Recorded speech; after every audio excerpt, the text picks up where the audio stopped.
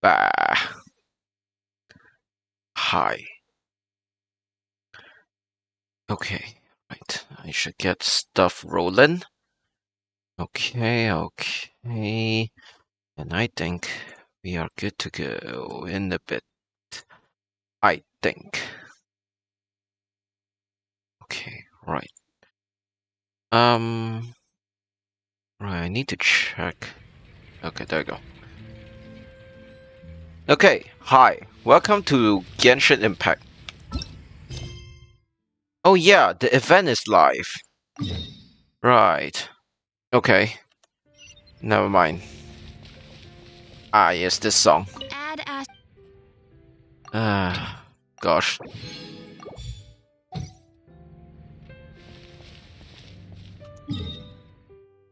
Okay, I'm just gonna chill here.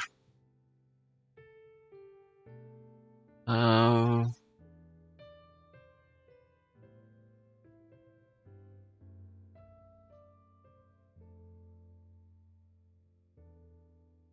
Da, da, da, da, da, da, da, da, da, da, da. Mm, mm, mm, mm, mm. Da, da, da. Okay, right. Hmm.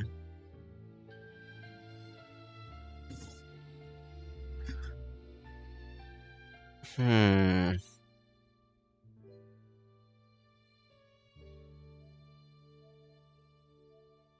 Okay. Right. I'm fixing some stuff. Let me think. Let me look around. Okay. Hi. Yes. Welcome back to Genshin Impact. So, um, yeah. All right. I think I've done my dailies. I'm pretty sure I've done my dailies. Yes. I just need to condense my resin. And I think for the most part should be fine. Eh. You know. Okay, right. Oh yeah, I got a lot of codes. What's this? Oh, that's a small update. Okay. Okay, interesting. Anyways, 7 codes. Yeah. None of them have Primo Gems. You gotta be kidding me. Bro, what the hell? These... What? Stir-fried noodles and Junyun chicken chili. What the fuck? Okay. All I get is just shit. That's cool. Yeah, thanks, video game.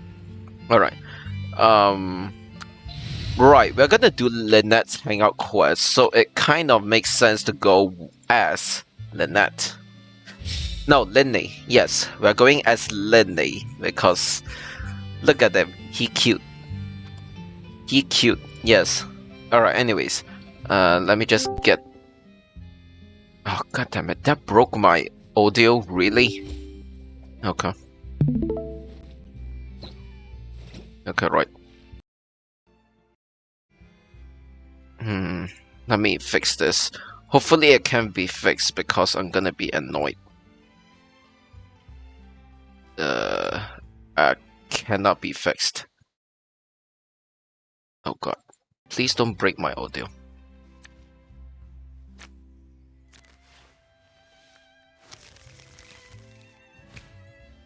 Oh, you gotta be joking me. That broke my audio.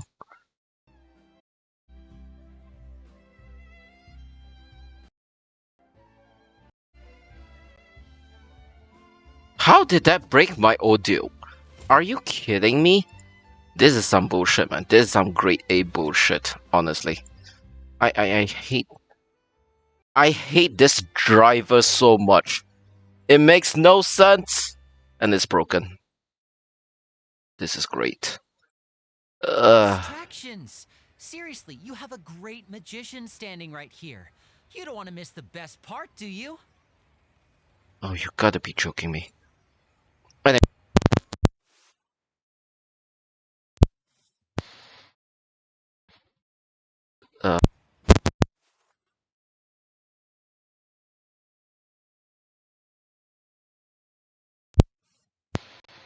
phew.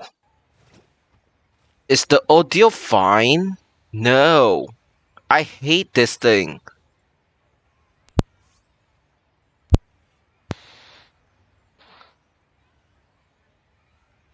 I actually hate this thing so much. You gotta be kidding me. I wonder what my dear sister Lynette is doing right now. Missing me to death, I'm sure. God, I love him. Okay, you gotta be kidding me, right? This shit is so bad. You gotta be kidding me, man. Yep, audio is definitely broken. Do I need to restart the game? I'm gonna restart the game. I'm mad. I'm mad. Okay, right. Give me a bit. Really? That broke my audio? Really? You gotta be kidding me. Maybe I should not have started streaming this early, considering that I'm not ready yet. That is actually BS, honestly. Because it's not supposed to do that. But, whatever.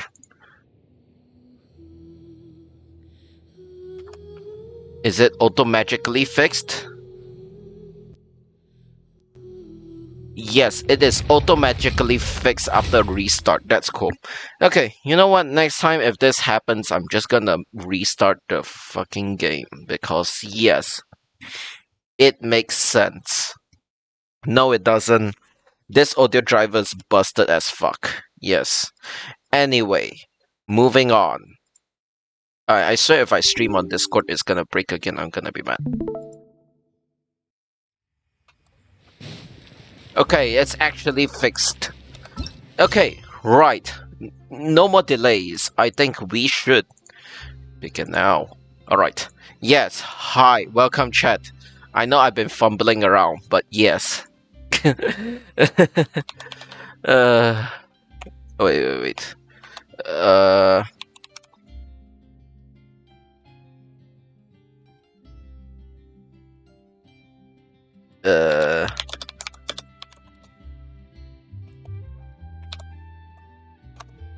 Okay, right. So, we are gonna start Lynette's Hangout quest. Okay, so we'll be rewarded with, yeah, basically the stuff that she needs. So, nothing special there. Begin. Oh boy. Okay, right. Go to the area near Hotel de Board, alright? Let's just go there, I guess. I mean, to be honest, I can. You know what? TP over there. Alright. Oh boy. Chat. I miss the twins, man. I actually do miss the twins. They're the best characters of the bunch. Okay. I feel like they're the best character in Fontaine arc of the story. Yes. So yeah. Oh, it's Lynette with a cat. Aw. Meow. Aw, Lynette talking to a cat. Approach stealthily. Oh, that cat has a bow tie. Oh, okay. Oh, hi, Kratz. It's you. 1 second. Now activating chat mode. Gosh, she's so cute. Ah, I'm so happy, chat. You made me jump there. I thought they'd finally caught me. Is someone out to kidnap you? Objectively speaking, the trouble was entirely of my own making. Huh? What? Half an hour ago, I was at Hotel de Boer for a drinks reception. It was to celebrate the successful opening of a show, but it was draining my energy. So, I waited for the right moment, then snuck away so I could switch to standby mode. Man, I like that she just does that, like, goes to goes to standby mode, goes to chat mode, goes to sleep mode, low power saving mode, anything. Oh god, I love her. Anyways, I see. So, send someone to find you and bring you back, but why? Drink reception, aka getting drunk. Yes, Lynette would not be the type that goes drunk, but I can see Linny doing that, so, you know, yeah,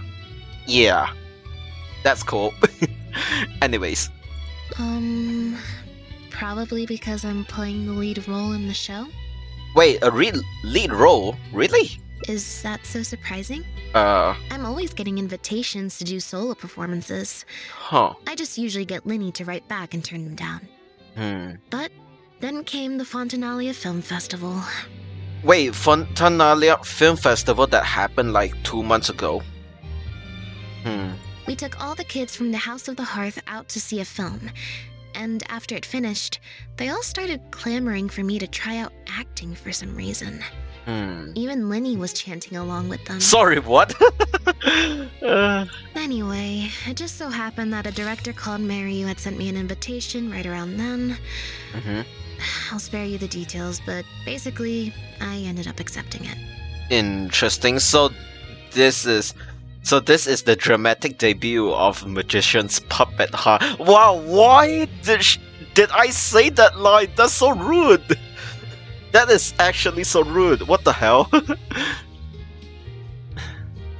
They would like what film festival? I don't know. Imagine those who didn't play it. Yes, they have no idea what Fontanalia Film Festival is about. Oh my god. Yep, you nailed it. I'm playing the role of a puppet. Sorry, what? She just gave thumbs up and just says, yes, I am the puppet. Oh my god. In fact, the show's called The Lost Puppet, Huh. and it's a masked mime show. So I don't have to do any facial expressions or say any lines. Literally just a series of physical movements. The director says it's a very avant-garde art form.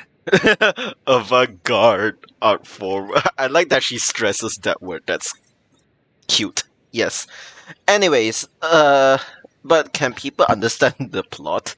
Art is not comprehended by the mind, but felt in the heart. At least, that's what the director says. Anyway, if nothing else, the opening performance seemed to go down well. Oh? At the drinks reception, everyone was crowding around me, saying, triumphant character portrayal, faithful adaptation of the original work, unequivocally, quintessentially avant-garde, and stuff like that. I like that her ears perk up and this one doesn't really perk up as much. That's cute. Aw.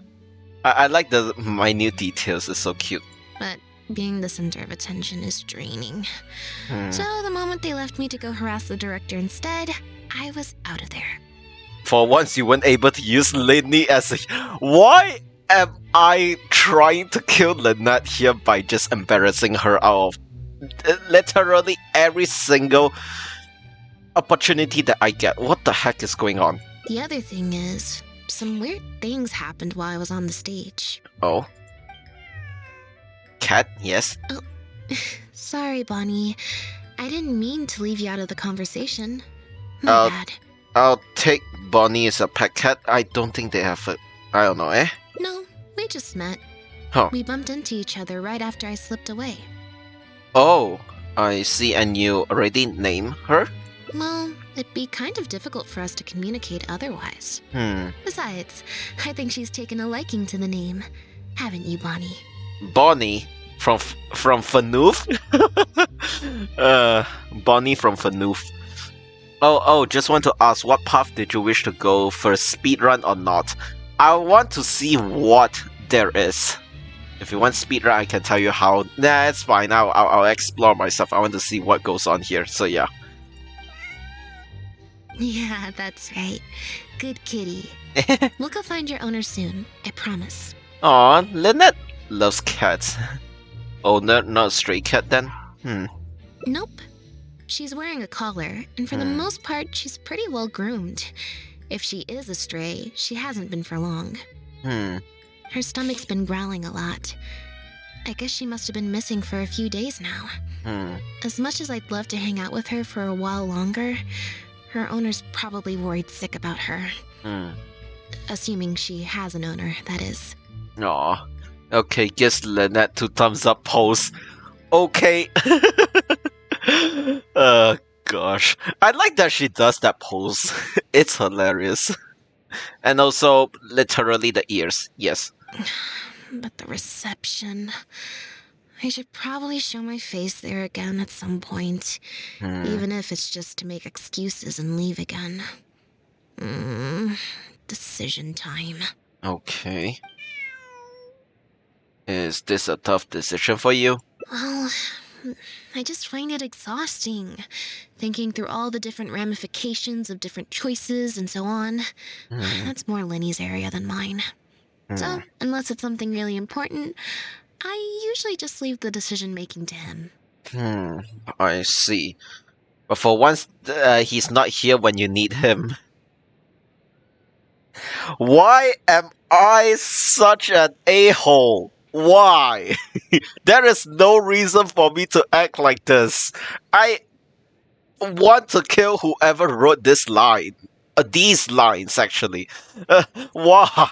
It's so bad. It's fine. He got Fremine to make me a little something for just this situation. Oh, okay. Poof! A photometer. Photometer. It looks pretty over the top, I know. But it's essentially just a box of cards. He kept the design simple, so it'd be harder to break. Huh. The way it works is, I pick a card at random, then look at the number on the card. And how does that help you make a decision? Well, for example, if the number on the card is 5 or higher, I help Bonnie find her owner. If it's less than 5, I go back to the reception. Okay, simple. Yeah. I just have to believe in the bond between me and my cards, and my fate will reveal itself to me in numerical form. At least, that's what Lenny said. Anyway, I guess I'll give you a demonstration. Well, interesting. Alright. Well, I guess we only have... okay. Huh. I didn't like that. Was I using it wrong? Maybe if I just... Sorry, what happened? Oh, okay. Oh, but... Clearly, there's some design flaws to iron out. I'll have to let Fremine know. Wait, did she destroy the hat? Are you kidding me? How did she destroy something like this? Oh my god. Lynette cannot work with machines. She is terrible with working machines. What the fuck, man? Let's see. Which card did I get? 4. Less than 5, so means no helping Bonnie? Well, the cards fell on the ground though, so I don't think it counts as fate. I guess not. I don't know. If you want to get the right answer, you have to let fate decide. Also something Lenny said. Fair. So, to put it another way, if picking a card up off the ground is how to not leave it to fate, then that means it must be the wrong answer. I think what Lenny meant is sometimes you have to accept the answer you didn't want. Kick W. Or... why don't you pick a card? Since I ran into you here, that means... our fates are, like, interfering with each other. What? You should leave the razzle dazzling to Lenny. Alright, I'll pick another card for you, alright? Thank you. This one is final, I promise. Alright. Here, take the fatometer. If it's 5 or above, that means fate successfully changed. Anything lower than 5 is a fail. Alright. So, if you have your own thoughts about what I should do, feel free to share it. Now that I've got a good problem solver here to help, I don't need to run every little thing by fate. Okay. I think you should head back to Drink's reception. I think you should help Bonnie. How about you do neither? How about let's leave this one to fate? Alright. Then let's see where fate will lead me. Okay, right. Randomly checks triggered. The random checks triggered by the photometer often serve as indicators for Destiny's course of success or failure in action. Press to draw a card. Okay. Yeah, okay. Alright, sure. Adequate preparation and friendly aid can sometimes result in these checks. Your current check bonuses will be... What? What is this? Wait, is this... Dungeons and Dragons? Is this... Is this actually Baldur's Gate? What the hell? Okay, right. Okay, I'm just gonna... Okay, right. Oh, 9. Okay, I guess that's good. So, we're looking for Bonnie's owner? I have to ask about this deck of cards, though. There's 20 cards in total, numbered 1 to 20. What? So there's only a 1 in 5 chance of drawing less than a 5. So, you don't really want... Oh, I see now. I should also mention, this time the cutoff was 5, but I just set that to wherever I feel like. You really don't want to go back to the reception party, huh? To put it in perspective, I said I'd only do the show if I drew a 1. Fate can be pretty sneaky sometimes. Well, alright, I guess we'll help Bonnie then. I think I'll go to the Steambird and see about putting an ad in the paper. You want to come along? I think Bonnie wants you to come with. Yes, sure. I'm sure if it means hanging out with you a bit longer, yes! I want to hang out with Lynette a lot more, yes. Okay. Photometer. So it's a gadget. Okay. Anyways, yes, I'm playing as Linny. I love the both of them, honestly. Gosh, they are so cute. They are so cute. Alright, anyways. Anywho, let's go to the Steambird. Every stupendous day starts with a Steambird. Oh, hi Lynette. Hi Traveler. What can I help you with? Any commissions about a missing cat? I don't think so. Have you picked up a stray? Yep. If there's no commission to follow up on, could we post a notice about the missing cat instead? Why, of course. What a kind thing to do. Just fill out the form. Well, we've registered you as missing. You can stay at my place until your owner finds you. Also, I just wanted to say thanks for keeping us company for so long. Oh, I mean, it's not that long.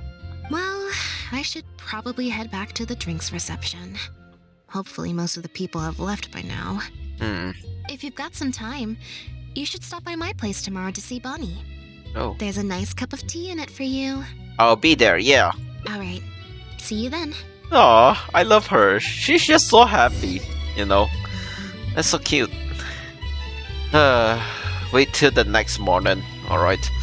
Well, I guess I'm waiting till next 7 AM, alright. Gosh.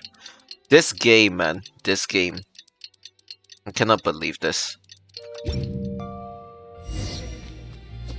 Okay, right. Mid-Lynette.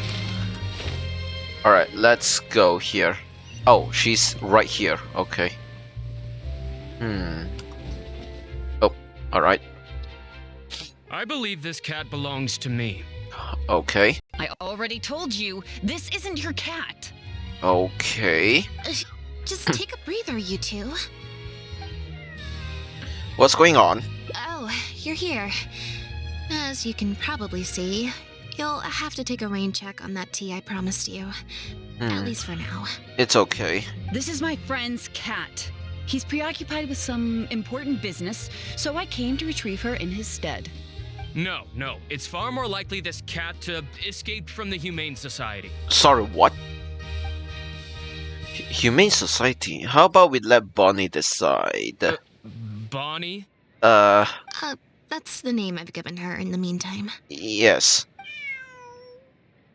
And let's see who Bonnie decides to approach. Really? Do I do this? What's this? Gotcha bullshit? Okay. Oh my god, critical fail. What the hell? Oh my god, that's a critical fail. I cannot believe it. Well, Okay. this complicates things. I didn't think she'd be so attached to you. Huh. I told you before. This is my friend's cat. It's normal for her not to trust me. Listen, I'm the director of the Humane Society, okay?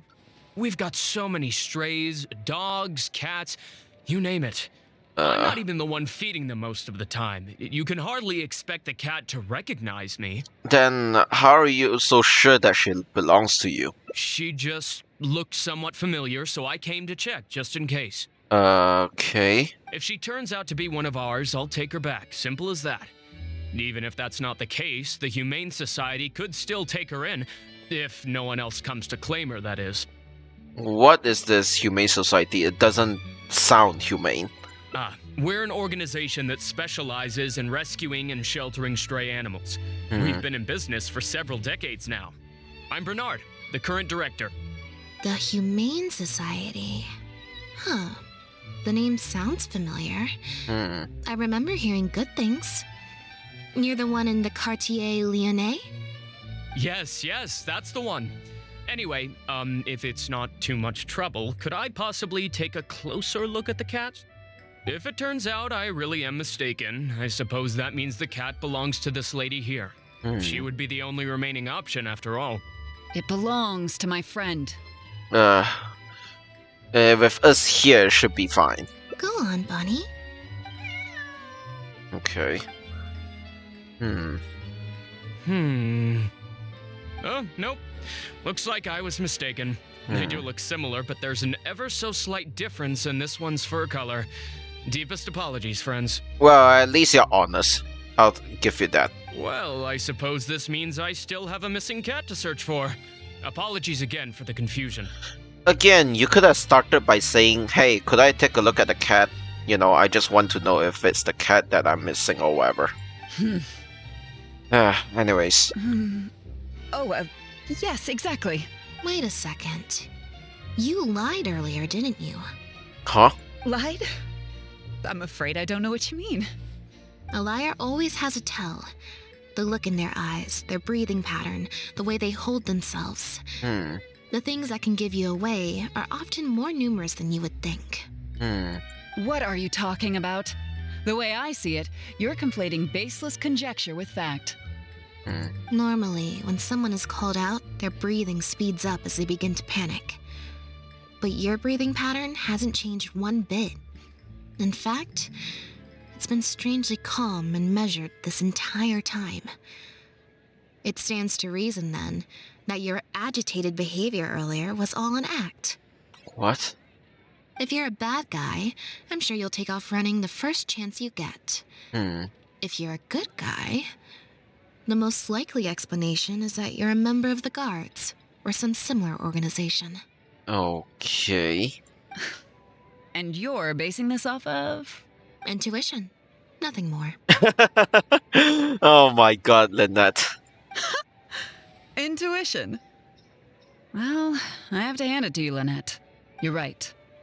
I'm a member of the Guards. Huh. My name's Elodie. I'm currently investigating a cross-border smuggling case. This cat here, Bonnie was her name? Well, her owner is one of the prime suspects of our investigation. Sorry, what? How did this become? A couple of days ago, our suspect got wind that we were on his tail and fled. That's most likely how he got separated from the cat. What? I just so happened to stumble upon your notice in the Steambird. So, I decided to see if he'd come back for her. But it looks like I overestimated him. Alright, if I were on the run, I don't think I'll come back either. The impact of this case has been huge. The Marechaussee Phantom, the Guards, and the Special Patrol have all launched investigations. If there was even the slightest chance that he would show himself, I had to follow up on the lead. So, what exactly is being smuggled? A new kind of illegal drug. Imitation synth. Oh my god, it's synth again. God damn it. We confiscated all the synth on the market, but addiction isn't something that goes away overnight. Even without substances on the market, people are still looking for a way to get their next fix. Oh, cool. And criminals are all too eager to capitalize on that addiction. That was the impetus for imitation synth. Needless to say, a small-scale market opened up very quickly. After the original synth debacle, we put several measures into place to prevent similar incidents from occurring. The perpetrators got smart, though, and shifted their sales overseas before those measures could kick in. That's when the imitation synth smuggling began. Okay, this got really real.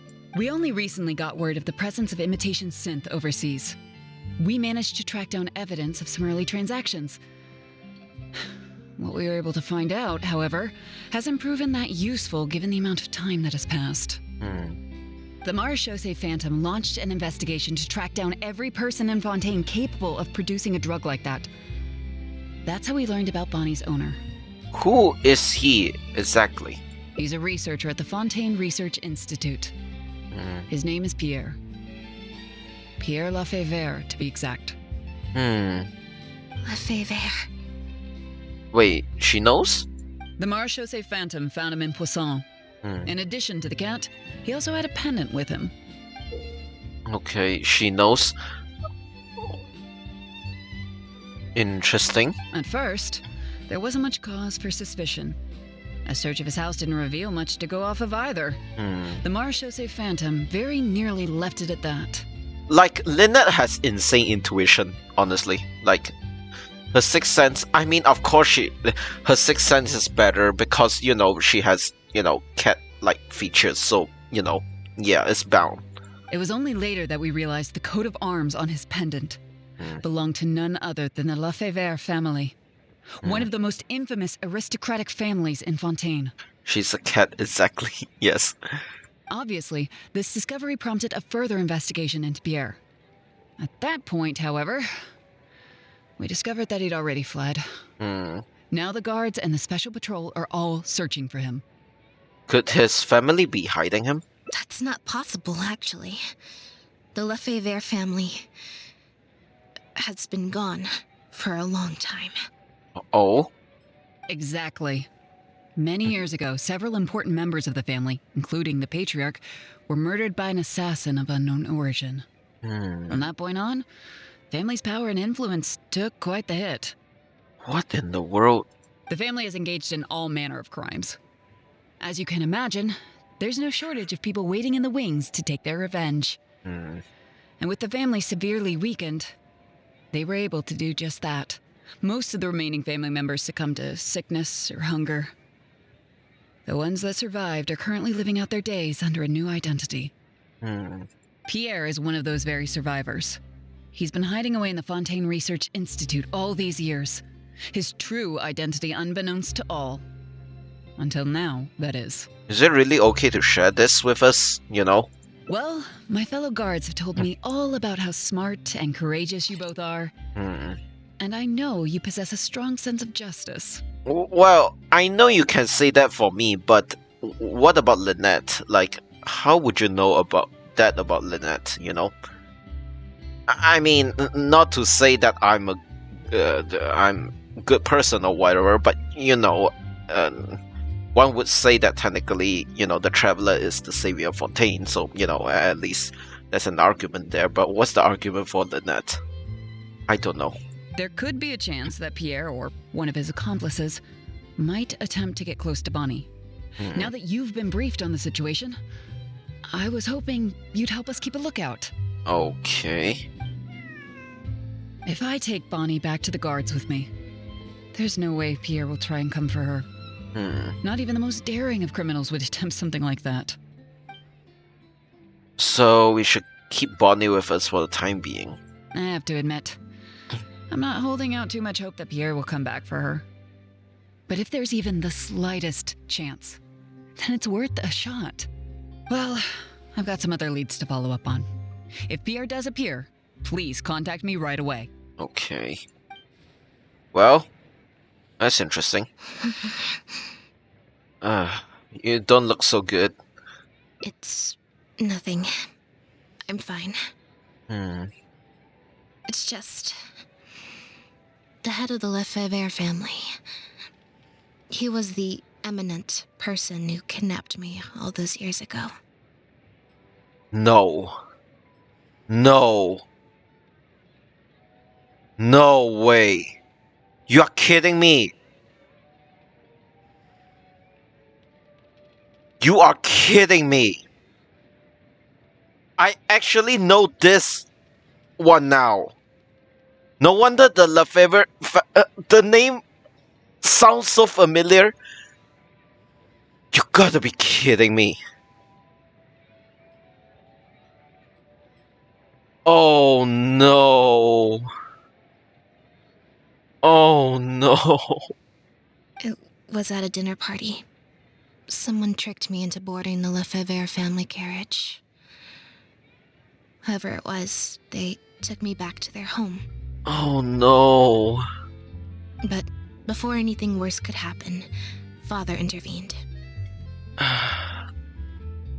The assassin she mentioned just now? Yep. Father was the one who orchestrated the fall of the Lefebvre family. Oh my god. That's what led Lenny and I to join the House of the Hearth. I know this story, but wow. So that is what actually happened. No wonder it sounds so familiar.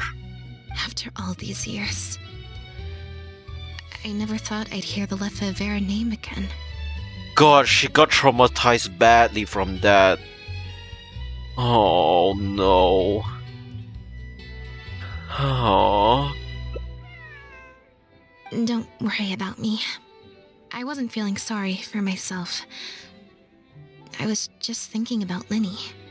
God. He's been acting strange recently. Huh? He avoids me for days on end, consumes himself with some secret investigation, and What? then out of the blue pushes me to do that acting job. What? Thinking about it now, it's almost like the one I drew from that deck of cards was part of his plan all along. Oh. He must have asked Fermine to help him out. In any case, I know he's hiding something from me. He's really pulled out all the stops this time. You think he knows about Pierre? It's very possible. I'm sure he tried to send me away because he was afraid it would bring up some painful memories for me. It wasn't necessary, though. As expected from Lynette, but damn. Even after all these years, he's still as overprotective as ever. Classic Linny, Chet. Classic Linny. I love him. And also Lynette. You'll have to help me teach him a lesson if we run into him along the way. Along the way, are we going somewhere? Yep. I want to head to the Fontaine Research Institute to learn more information about Pierre. Just let me activate search mode and then we'll head out. Who knows?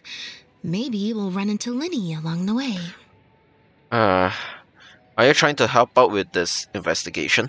A little bit of both, perhaps. For the most part, though, I just have the sense that something's not right. Something isn't adding up about Pierre's story. I'm just not sure what. This is getting dicey. Also, I also want to know what secret he's hiding. Okay, I'll write a letter explaining everything to the crew. Once that's done, we can head out. Oh my god. You gotta be kidding me, man. Holy shit. That is... That literally is... Oh man. I think this is more exciting than... the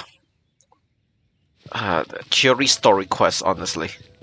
This is 10 times more interesting. It's my boy! It's my boy! Lynette, you're, not at rehearsal? Oh, look at him, Chad. It's Lindy. Yes! Where is your boy? No, my boy is not here, Sichuan. Get out of here! Oh no. You can drop the act, brother. In fact, I don't think either of us will have a need for acting anytime soon. You should know better than to try and keep something from me. You've never been able to do that, even when we were kids. It is true, Lynette can sense literally if he is lying or not, honestly. Or, either lying or like if Linny is like keeping a secret behind her, And that's why I tried to distract you with the masked mime show. But I guess you're just too good. Care to introduce us to your new assistant? This is Officer Shovras, captain of the Special Security and Surveillance Patrol. You may have met her already. Yes. Hi, Chevrus. We just met, we met, we just saw each other yesterday. There we go. Nice to see you. Yes, hi. I should clarify something. Mr. Linney's here at my invitation, not the other way around. Okay. To borrow your expression, Miss Lynette, I suppose that would make him my assistant more than anything. Okay. Interesting. We've brought on Mr. Linney as a consultant in the past. He was instrumental in helping us crack a case involving a perpetrator who used magic tricks to commit crimes. I was hoping he'd be able to provide some valuable insight this time around as well. Oh, you mean in Linny's story quest? Is what happened, right? In Linny's story quest, that's what exactly happened, using tricks to commit crimes. So, anyways, are you here because of the Lefebvre case? So you've heard everything then? Yes, indeed. That's exactly why we're here. There's always been questions surrounding the fall of the Lefebvre family. Some people even believe the House of the Hearth was involved. Oh. Whoever was behind it all was extremely cautious. They didn't leave a shred of evidence. This very fact, however, leads me to believe it was indeed the work of that harbinger. Huh. I took a look at the entrance and exit records of all the carriages that night. Let's just say it wasn't hard to deduce that there's ill will between you two. Don't worry, I don't have any evidence to that effect, and I certainly don't plan on going to bat for such a despicable family. Plus, you were victims back then more than anything. Yes. I sought Mr. Linney's help with the smuggling case. Nothing more. So you're really teaming up with the House of the Hearth? The way I look at it, it's a collaboration between us as people, not the organizations we represent. Besides, by working together, we can expose the truth as quickly as possible. You can hardly say that's at odds with the justice my organization strives for. Okay. I am assuming you are not opposed to some extra help. I would love to help. Not at all. Okay. I was planning to invite you from the very beginning, Miss Lynette. It's just that my assistant here raised some objections. Of course. Yes, Lenny. God, he's actually me. For real. I have no words. Linny, I'm not the same person I was back then. That little girl who did nothing but cower in the corner in fear, she doesn't need saving anymore. I know you want to protect your little sister, but little sisters don't stay little forever. I'm sorry, Lynette. You're right. I let my concerns get the better of me. Aww. Oh, and the next time you want to distract me, you should try a different approach. Aww. Who's this? You pick up a stray while I was gone? It's a bit complicated. I'll explain later. Anyway, her name's Bonnie. Yes. Well, if there are no objections, then I suppose the only thing left to say is... Lynette, Traveler, welcome to the team. Yay! Alright, so we're just gonna... Yeah. It appears the Lefebvre family was very particular in their use of insignias and emblems. Oh. The family would use different emblems to mark differences in status, blood relation, and the like. In fact, the insignia that was discovered on the pendant was used to represent an illegitimate child. I see. So that would mean Peter was a bastard child? It's highly likely. That very status might have been what allowed him to emerge from the fall of his family relatively unscathed. It would also explain why he was able to assume a new identity as a researcher with relative ease. We discovered something interesting, though. After talking to some of his co-workers, it appears he pretty much works at the Institute in name only. He's practically been cast out. So what happened? Apparently, Pierre was once addicted to synth. He tried to use the resources at the Institute to create a substance with a similar effect. He claimed it was just for research purposes, but the Institute revoked his access to the relevant materials regardless. He was placed on disciplinary leave, pending a thorough investigation of his actions. But it seems the Institute ran into some trouble along the way. Could have been a lack of personnel or a timing issue. In any case, they had to table their formal investigation into Pierre. Unfortunately, that also included reporting any relevant information to the higher authorities. As for his family background, it appears none of his co-workers at the Institute were aware of that information. All they could tell us was that he was quite the recluse. Did you find anything useful at his residence? Other than the pendant, we didn't find anything else of note at his residence in Poisson. Okay. Based on the samples of imitation synth we've been able to analyze, it appears the substance leaves behind strong traces wherever it's produced or stored. Those traces might not be obvious to the casual observer, but they're not something our guard poodles would miss. Pierre's home, though, came up completely clean. So you're saying the factory is somewhere around here? We didn't find any records indicating possible involvement in overseas transactions either. So, the Marechaussee Phantom didn't view him as a major suspect at first. Maybe he had a separate, dedicated area where he made the imitation synth.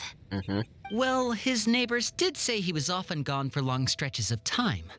You would think with him out and about so much, people would have spotted him around Poisson, but residents said they barely ever saw him in town.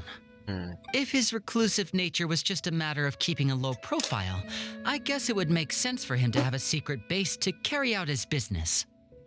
After he disappeared, the guards conducted a thorough search of Poisson, but they didn't come across any suspicious locations. Poisson. What is it, Lynette? You know Hotel de Boer, where I first found Bonnie? To get there from Poisson, you have to cross a stretch of ocean. It's not somewhere a cat could just wander off on its own. Yes. A cat? You mean... Bonnie is Pierre's cat. Oh, that's right! When the Marechaussee Phantom first tracked him down, I remember there being something about a cat in their report. So this is her? Yes. From what we've learned about Pierre's habits, he doesn't seem like the type to venture out without a purpose.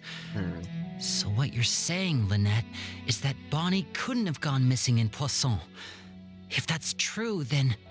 She must have wandered off only after Pierre brought her to his secret base. Exactly. Bonnie might even know where it is. Wait, you think the cat can lead us there? But she's not trained like one of our guard poodles. How is she supposed to understand what we want her to do? Give it a go. Meow. Oh god. 12 and above, whatever. Bro! Bro, what the hell? I'm saddened. Never mind. I am saddened. Guess she's a little skittish around strangers. I'll leave it to you then.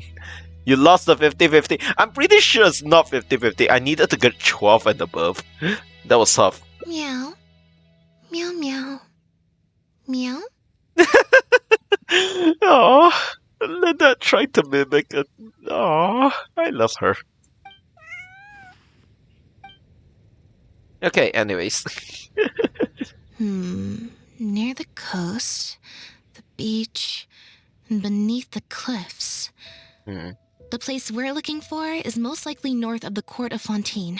Well, I've certainly never taken a witness statement like this before. I'm pretty sure you cannot use that as a witness statement. Well, if it works out, maybe it's something worth getting used to. Cats and humans are actually pretty alike. When it comes to communication, most of what we want to convey can be accomplished through body language alone. but humans tend to rely too much on speech to ever take advantage of that fact. I like that Lynette is explaining. I want to hug her, yes. Of course, body language has its limitations. You're not going to be able to get across anything too complicated. The important thing is that we now have a lead. Let's try and find a place that matches the clues Bonnie gave us. Alright. And I'm just left here. Lovely. Oh, yeah, I expected it's there, alright. It's interesting. Yes, it's very interesting. Well. Oh, here. Seems like Bonnie is trying to take us somewhere. Okay.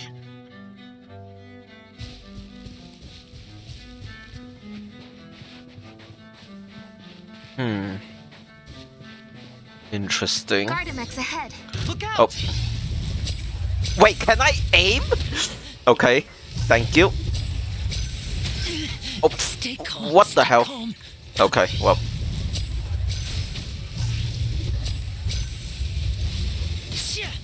And voila! Here Okay. comes the finale. This is kinda embarrassing, but yeah. Okay. Why, game? Why? Here.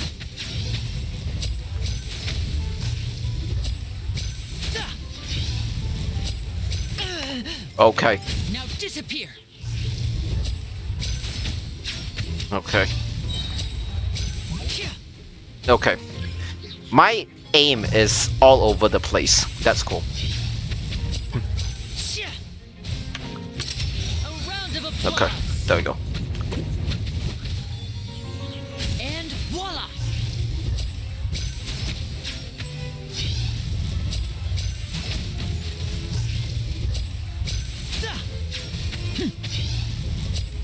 Here.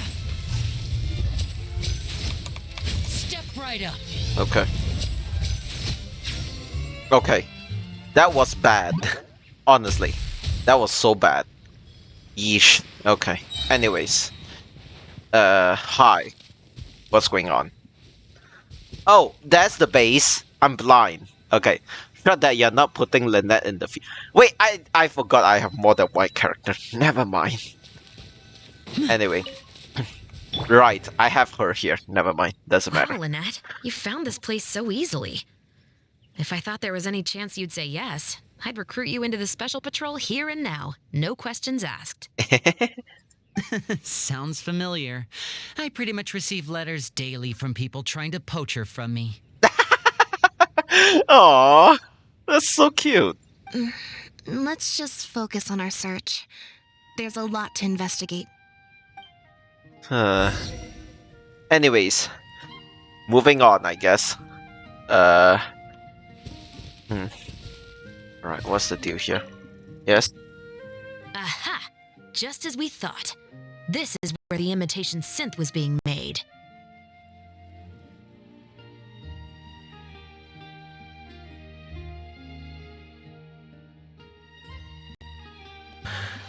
Chat, give me like 5 minutes. I need to move my car.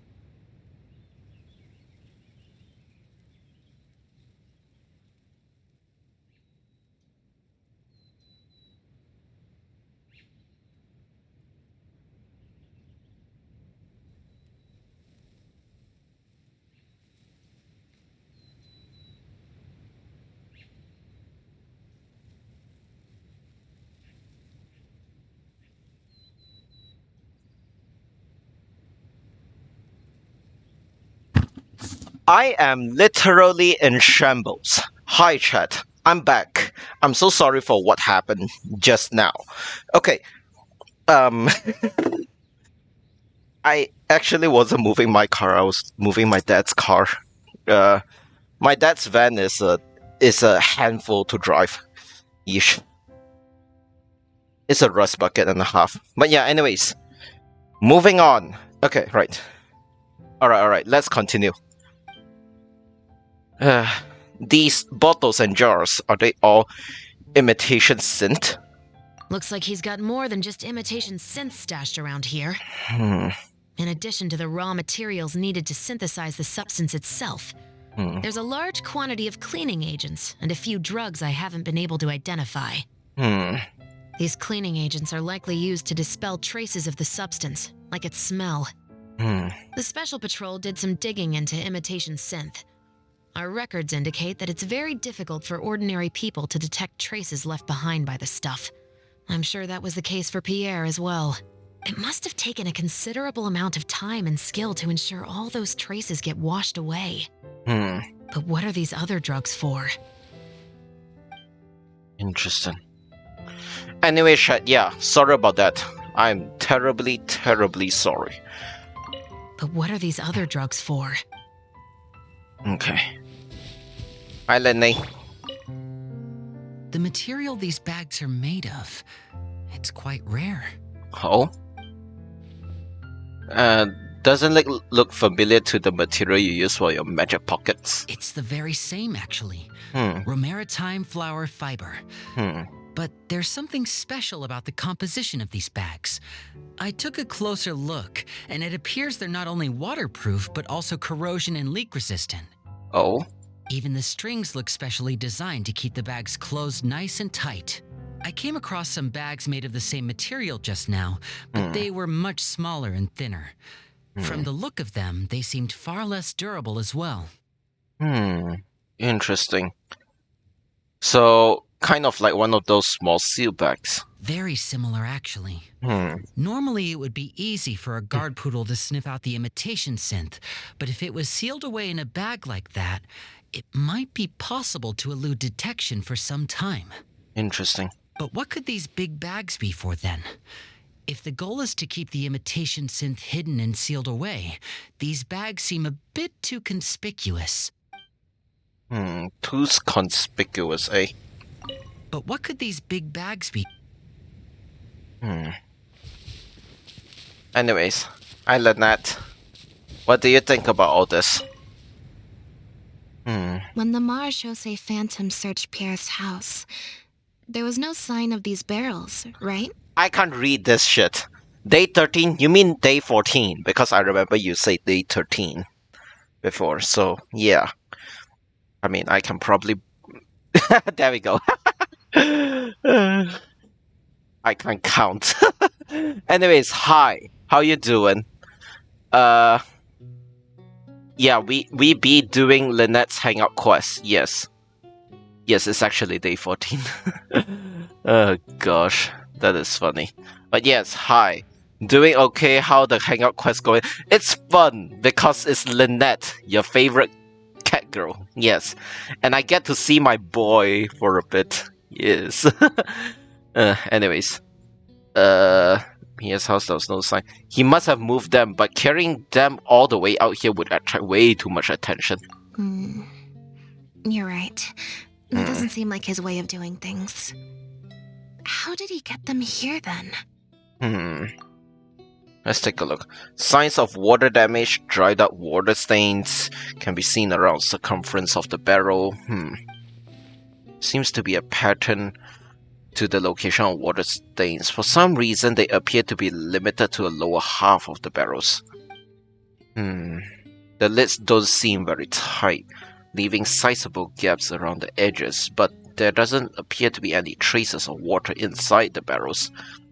My favorite cat girl is Diona. Oh, never mind. But you know, another cat girl, I guess. Yes? Only the lower halves of the barrels appear to have been submerged in water. This is interesting. Based on the various ingredients we've found, this appears to be where Pierre was cooking up his imitation synth. Yes. It looks like he used a special cleaning agent to get rid of any residual traces of the substance on his person before he left. That's how he was able to get past the guard poodles. That's why the military sea phantom didn't find anything suspicious in his house. So then he transferred the imitation synth into small sealed bags and took it somewhere else for the drop-off. No. I don't believe our suspect is the kind of person who'd go around carrying incriminating evidence with him. That would potentially create too many eyewitnesses. The only one I cared enough to do was Diana's. Okay, fair enough. But still, my boy and my girl, yes, I love them both. More so Linny, yes. The cleaning agent and the sealed bags might get past the guard poodles. But if a member of the public or even a guard on patrol happened to see him during the drop-off, a quick search would reveal everything. That's still a very risky operation. So, what about if the drop-off happened at the sea? There will be no one to see him. The barrels we found were wet around the base, but the top half was dry. As if they'd been standing upright in the water. Yes. If you put a barrel in the water, it will normally float on its side. Yes. Unless it's heavily loaded, in which case it'll sink. So he must have used something to tightly seal the bags full of air. Turning them into airtight flotation devices. Yes. With flotation rings around the body of the barrels, they'd stay upright in the water. And then he could afford to load them more fully. Yes. You think he used floating barrels? I suppose if he acted at night, when there are very few other boats around and visibility is low, it's a valid theory. We can't rule it out. But then wouldn't the barrels be carried off by the waves or the currents? How would the person doing the pickup know where to look? Sounds difficult to keep one in place, kind of like certain pets. Traveler, can you come take a dip in the sea with me? I have a feeling that somewhere down there, we might find some rope. If a rope can be used to keep a pet from running away, then why not a barrel? Interesting. Very interesting. Okay. I can't believe how much progress we're making with this investigation. Without your help, getting this far would have taken me an awful lot of time and manpower. Con kills a bugger and Nutcracker does a counter-strike corner peek. What the fuck? Where did you get that clip? That was a while ago. Okay, anyways, hi Aria, how you doing? My boy! It's rare to see Lynette in serious mode. I wonder how long she'll keep it activated for. Aw, I love him. He's cute. He's so cute. Lenny's thigh slapper. I would literally slap his thighs right now. And I also want to kiss him, yes. Because he's cute, yes. And I love him a lot, yes. I am terrible at using him though, because like he is a very aim heavy character, yes. I think, I don't know if that's the correct word, but you know what I mean. Alright, anyways, right. Oh, what in the world? Okay. This isn't the place. This isn't the place. Here. The wreckage of a small boat? This isn't the place. Okay.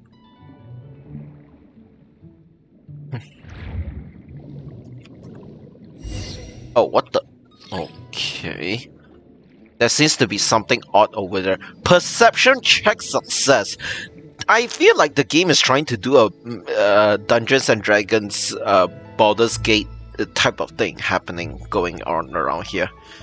XD. Slap his thighs, get his ass, get slapped, etc. And clipping that, he requires skill shots. You are lacking the skill to make that shot. Better build the crit rate and stay back. We'll see how it goes. Got it. Time to go up and report. Wait, I wonder if you can fail the what you call perception check then. I wonder if you can. Wait. Give me a bit. Oh wow, it actually doesn't light up. Okay, that's interesting.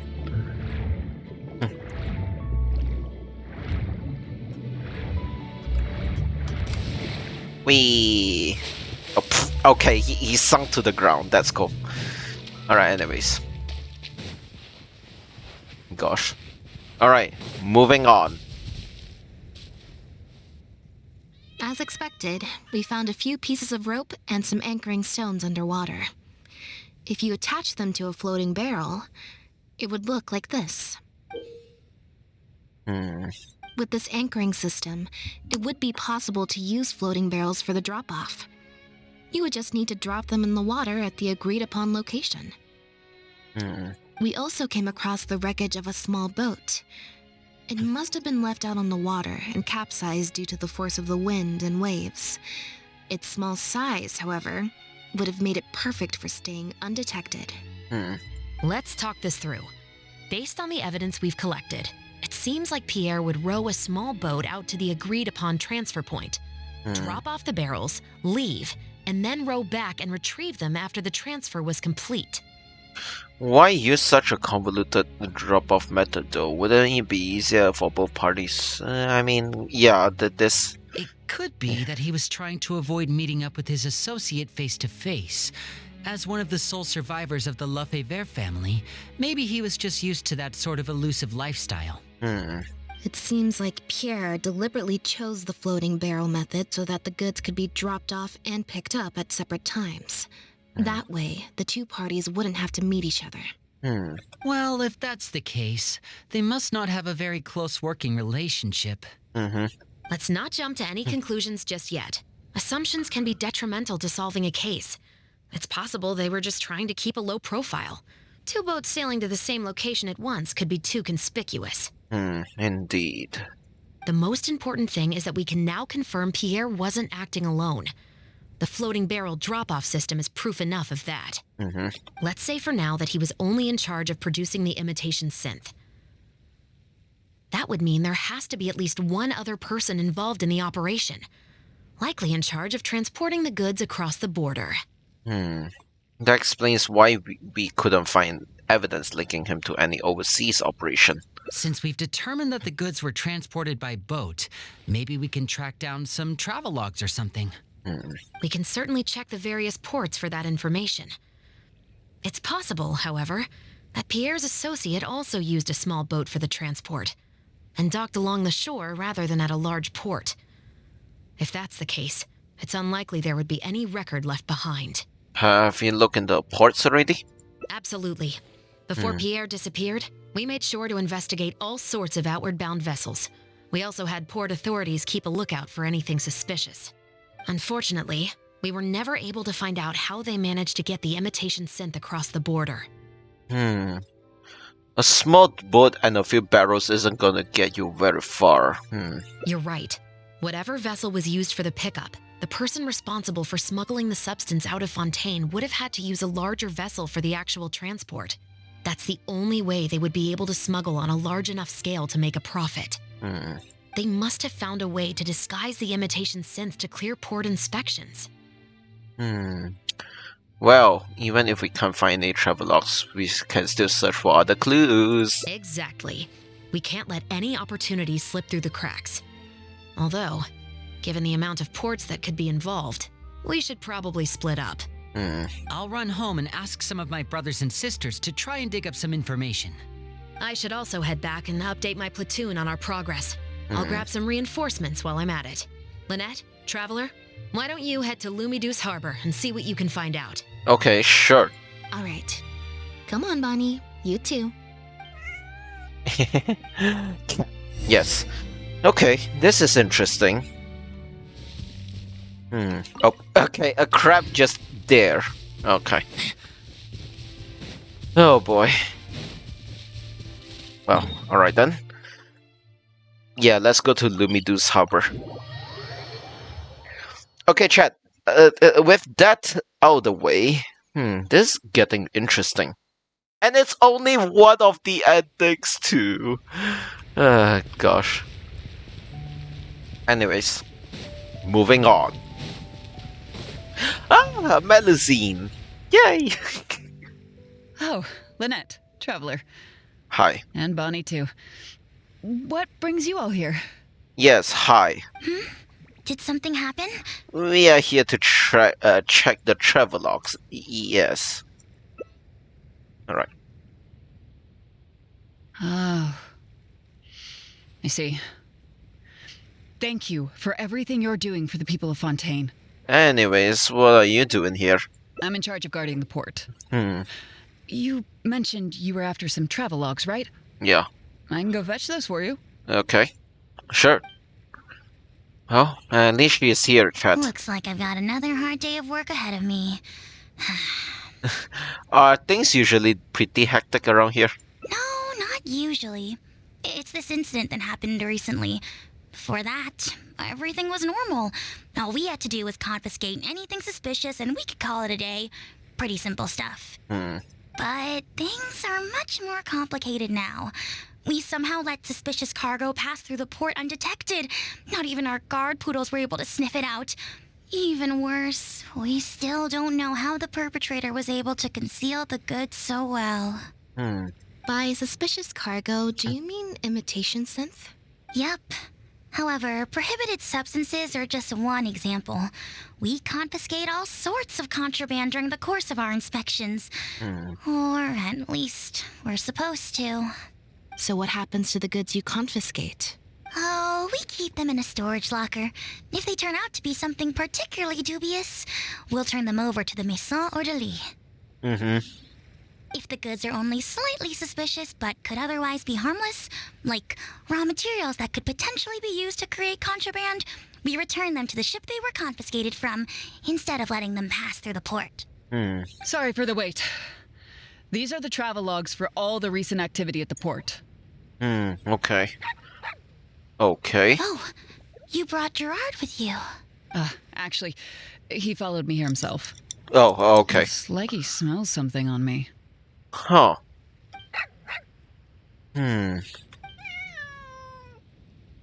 Huh.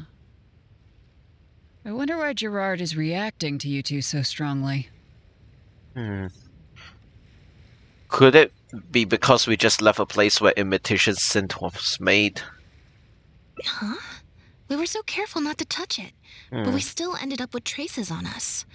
If it leaves a residue so easily, I just don't understand how the culprit was able to disguise the goods at all.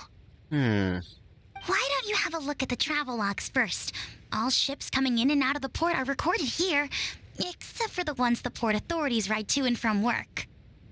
Wait, sorry. Oh, okay. Right, that makes sense. Right.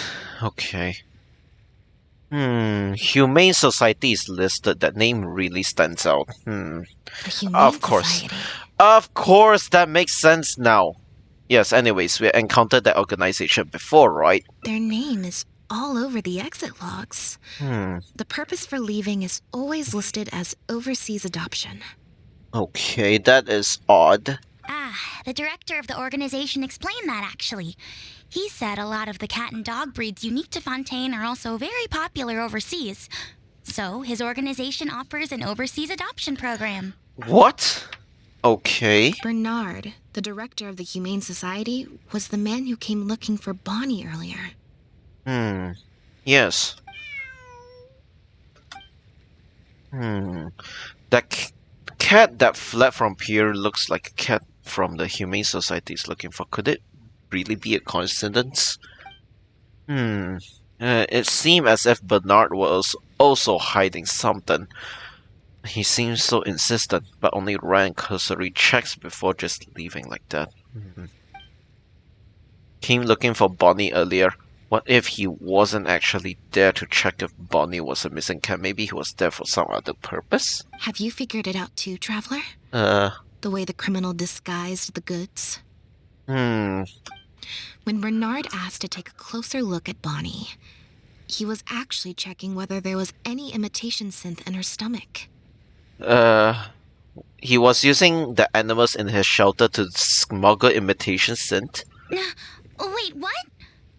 The sealed bags we found at the secret base. They were specially made to be corrosion resistant. So that's why they wouldn't be digested. And there were gaps around the lids of the barrels, and airbags were used to keep them upright in the water. So that animals would be able to breathe. Those drug shovers found at the secret base. She most likely didn't recognize them because they're not used on human beings. It's an anesthetic used on pets. The perpetrator must have given it to the animals. So they would keep still in the floating barrels. Pure.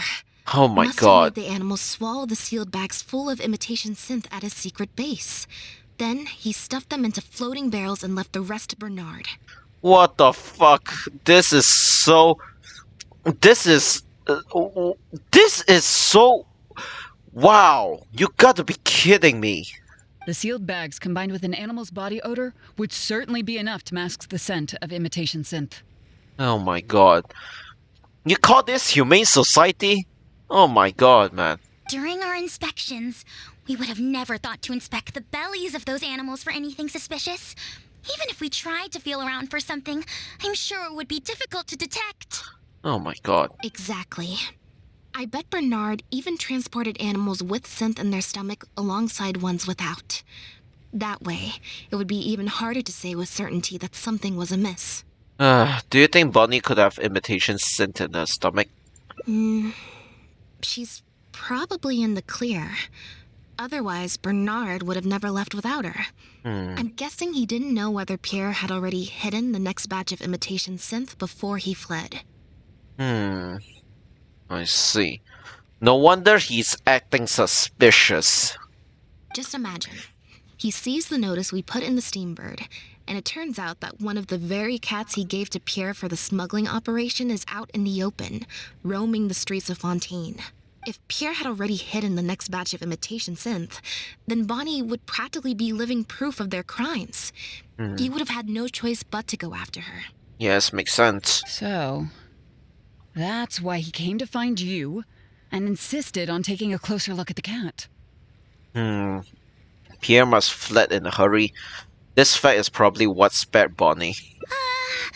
Wait a second, I'm a little lost here. I get the part about hiding the substance in the pets, but those, what did you call them again? Floating barrels? Why even put the animals in there in the first place? If you've got something as convenient as a floating barrel, why not just stuff it with the imitation synth directly? Why not wait to hide the stuff until after the exchange has been made?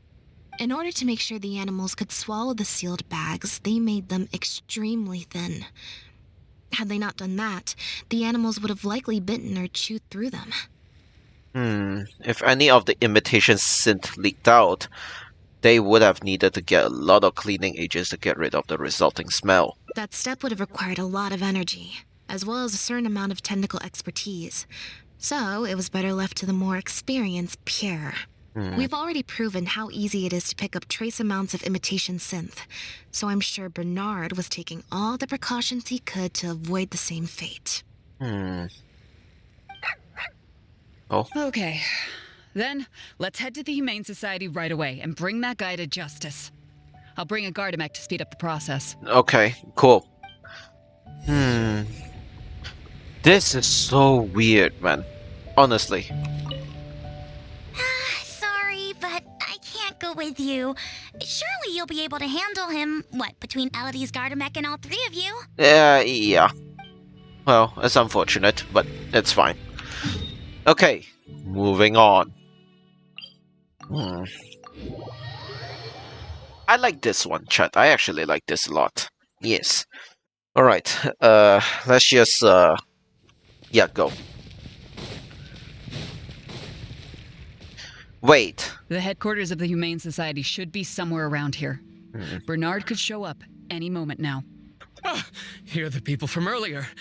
Wait, you're from the guards? Oh. Interesting. After him! We can't let him get away! Oh, right. Well, let's just go. Nope, okay, well, that was easy. Give it up, Bernard. Mercy, have mercy. I'll talk. I'll tell you everything I know. Okay. The Humane Society has done so much good over the years, and yet you have committed such an atrocious deed in its name. Yep. Look, I didn't have a choice, okay? My father cared about those blasted animals so much, he didn't bother to take care of his human wife and son at all. While those animals were showered with love, I lived worse than a dog. Okay. No one asked. Tell me, how did you first get to know Pierre? No one asked. Yes. Well, after I took over the Humane Society, it gradually became harder and harder to maintain its operations. Until one day, someone suddenly passed me a letter. It said that I could stand to get a large sum of money as long as I helped them to transport some animals abroad. It was only after a few such transports that I finally understood what I was really transporting. But then, Pierre wrote to me, saying that we were already partners in crime and that I better keep cooperating with him if I didn't want to be reported to the guards. I would order wooden barrels and flotation devices according to his instructions, and then load the sleeping animals onto a boat. Once I sailed to the location he provided, I would dump everything together into the sea. Okay. So that checks out. And a few days after that, I'd come by again in my boat and pick up the animals sleeping in the barrels. Once I had received enough of them, I'd bring them to the harbor to be adopted abroad.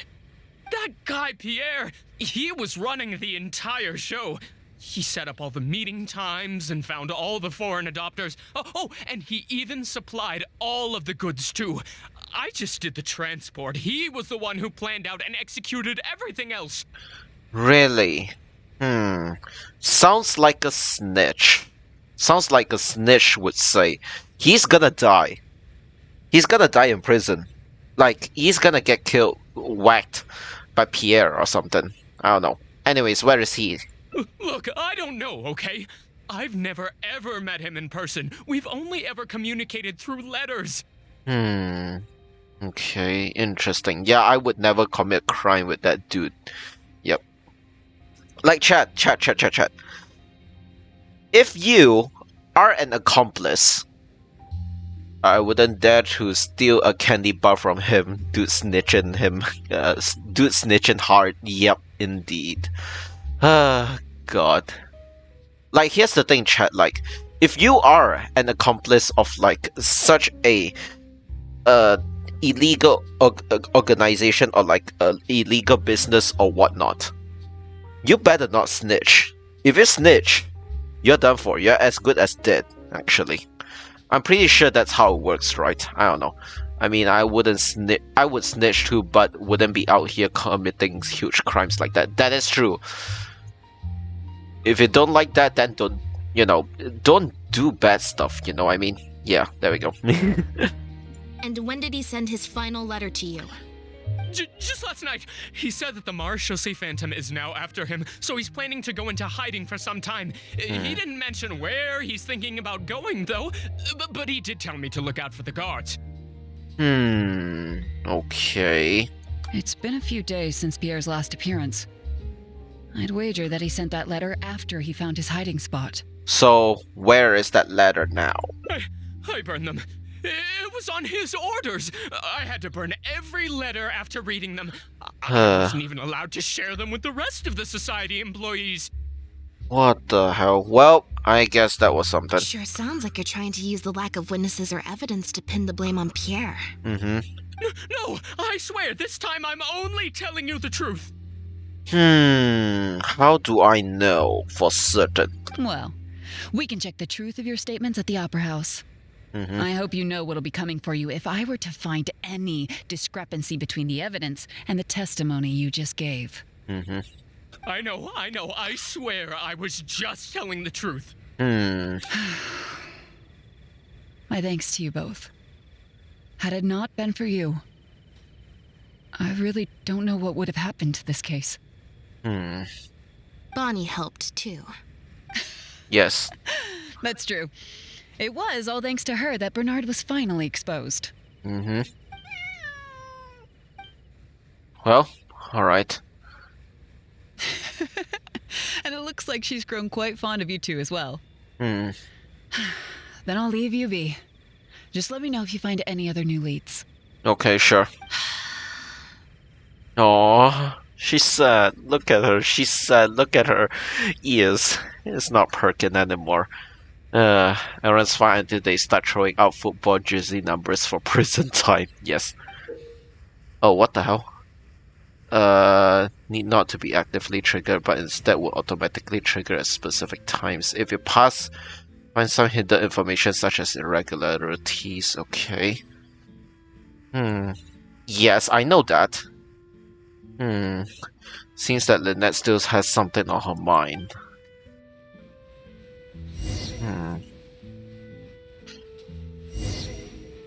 Attempt to close the case. Okay.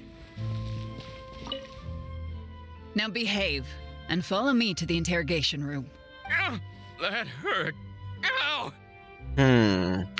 They're about to leave. Is it really okay to let them go? What the hell? What the hell is this bullshit? 7. Bro.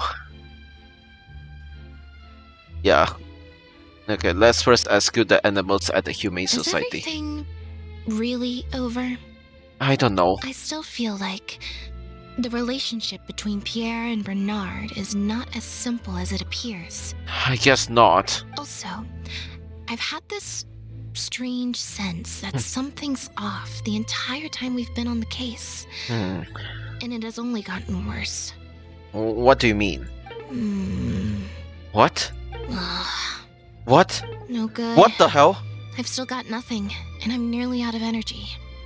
Don't force yourself. Alright, I'll stop thinking about it, for now. At the very least, we've made it so that no more animals will suffer like those poor animals did. Yes. And that's what I hope. Yeah. Let's go to the Humane Society, and see if there are any animals left that might still need our help, before my energy for today completely runs out. Yeah, you can tell she's completely drained. Almost. Me too, chat. Me too. I'm kinda... Hey, there we go. Save the kitty. Yay. Alright. Wait. Ending hints. Really? Oh. Do I need to... Wait. Continue this side. Okay, right. Let's talk to Lynette. Hi. It was that obvious, huh? Yes. Well, even though it didn't feel like Bernard was lying, after talking to him, I'm getting an even stronger sense that something's not quite right. We investigated so quickly that perhaps we've missed a thing or two along the way. Let me activate deduction mode and consider things again from the top to see if we can find anything new. Yep. Is there still anything unresolved or strange that we should try to consider? What about what we found in Poisson? That's an explained part of the operation of his trafficking ring. Bernard's letter. Well, we've discovered that Bernard is responsible for the trafficking, while Pierre deals with supplying the goods. Is there something else in this scheme that we're missing? Okay, let's see.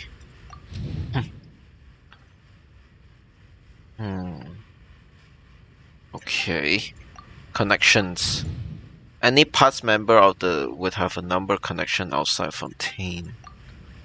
Communication. They always communicated in writing. All those letters have been burned.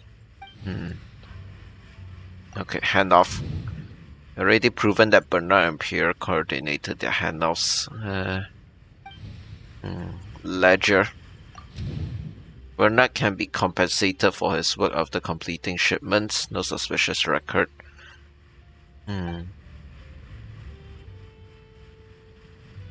Wait a second.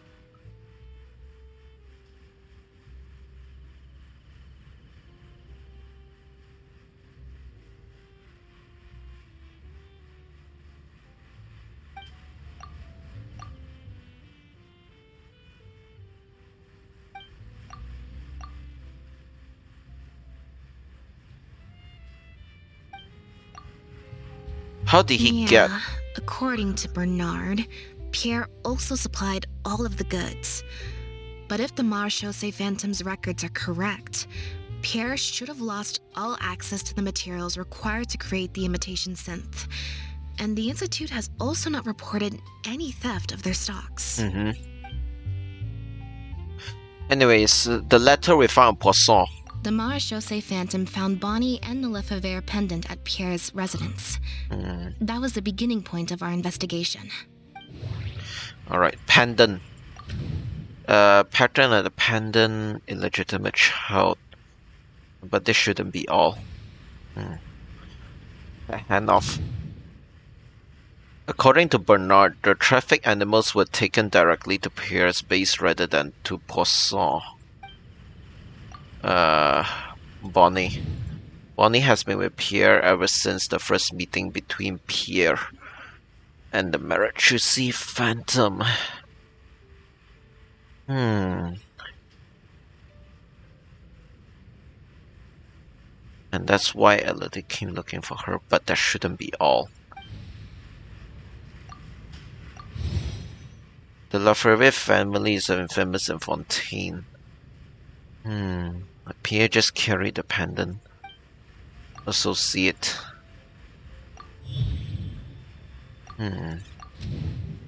Pierre became a key suspect in the case because of suspicious cat and suspicious pendant. Why would he leave such an obvious trail for us to follow when he took so much care to not leave any traces of imitation synth in his home? Bernard's letter. Bernard claims to have received a letter last night from Pierre. In the letter, Pierre stated that he had gone into hiding. Is there something wrong with the letter? Lost cat Bonnie. Bonnie had already been out on loose for a few days when he found yesterday morning the Smee she has already broken free when the letter was written. If the point of the letter was to tell Bernard to get on his guard, then why didn't it also warn him about Bonnie?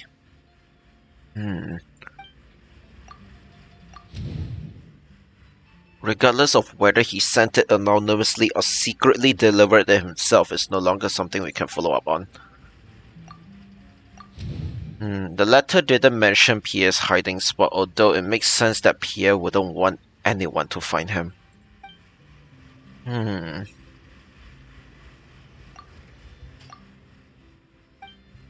Yeah, it's weird. If Bonnie had imitation synth in her body, then she was a liability that had to be recovered at all costs. But if she wasn't carrying anything, then it would have made sense to tell Bernard not to worry. And thinking about it, Bernard only attracted our attention in the first place because he came to look for Bonnie. Could it be that the person who wrote the letter also knew nothing about Bonnie's whereabouts? Or they had a separate goal entirely? The final question is, why did I sense that something wasn't right after hearing Bernard's testimony? Even more so than before. Pierre's conflicting behavior made such a complicated operation plan, yet also exposed himself so easily to investigating guards. Does Pierre have multiple personalities? Most feels like the plan and the expose were done by two separate individuals, and Pierre was set up. Both written letters and handoffs using floating barrels are methods of communication that can be intercepted. Bernard has never met Pierre in person.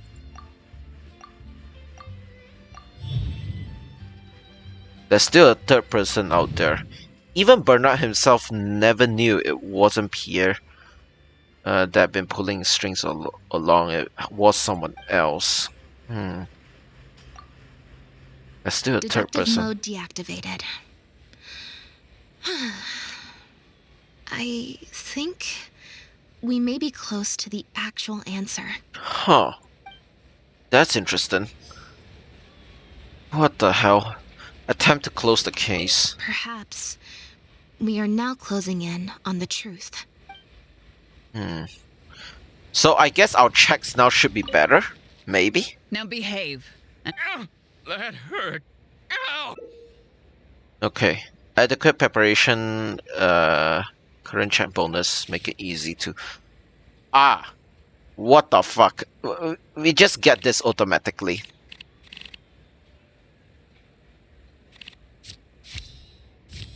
Okay. Cool. 25. Okay, there we go. No, we can't let her get away. Hold it right there. Is there something else you need from me, traveler? Bernard and Pierre weren't really acting alone, were they? Huh? I see. It all makes sense now. Hey, what are you talking about? Look, even our confessed criminal here has no idea what you're saying. Because he has been kept in the dark all along. And I assume it's the same with Pierre. Bernard thought he was communicating with Pierre, and Pierre thought he was taking orders for Bernard. But for all this time, neither of them knew that there was a third person all along. That never quite added up for me. Why did Pierre feel compelled to return to his home with Bonnie and the pendant, and make them so easy to find for the Marechaussee Phantom? Any animals Pierre received from the floating barrels should have been taken directly to his base, and considering that his precarious situation, the pendant should have been the last thing Pierre should leave anything lying around. Both of these things are in stark contrast to his usual meticulous and vigilant behavior. There's only one reasonable explanation. He was following orders, just like Bernard. He probably received the following instructions right before the Phantom came knocking on his door. Bring the cat and the pendant, and our undercover agent will be sure to help you. Wait, she is the one. Unbeknownst to him, however, the third person who wrote that letter to him had long decided to sacrifice him and Bernard to save themselves. They instructed the two men to communicate through the letters and barrels specifically so that they never get to meet each other. Honestly, this third person probably planned to sell both of them out from the very beginning. What? You can't be serious. There was a third person involved? If you focus only on Bernard's testimony, it's easy to believe that only Bernard and Pierre were working together. The case appeared extremely simple. Bernard did the trafficking, Pierre the imitation synth production, drugging, and stuffing. With everything accounted for, the third person would be cleared of all suspicion. Wait, but that doesn't make any sense.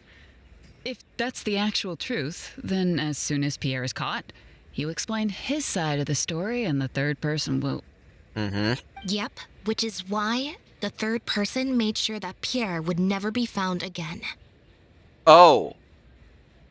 Oh no. Once they had instructed Pierre to expose himself, the third person wrote to Pierre again, suggesting that everything had been taken care of, and he should take Bonnie and safely return to his base.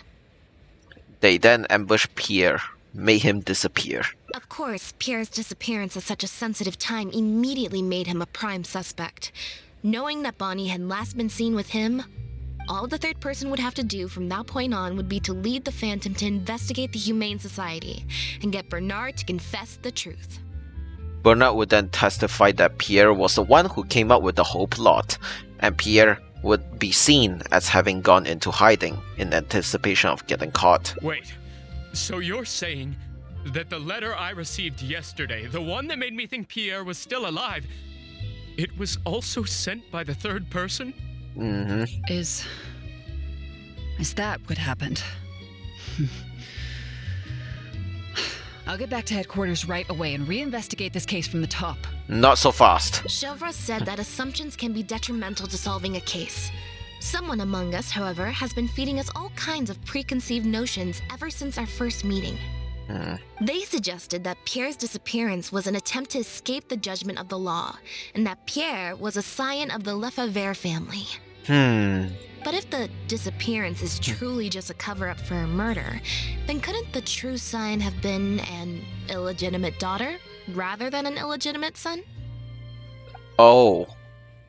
Oh. Oh God. Huh? Haven't you taken this joke a bit too far? You're right. I did let a lot of assumptions get to my head when I first started to talk to you about the case. I'll make sure to correct my behavior.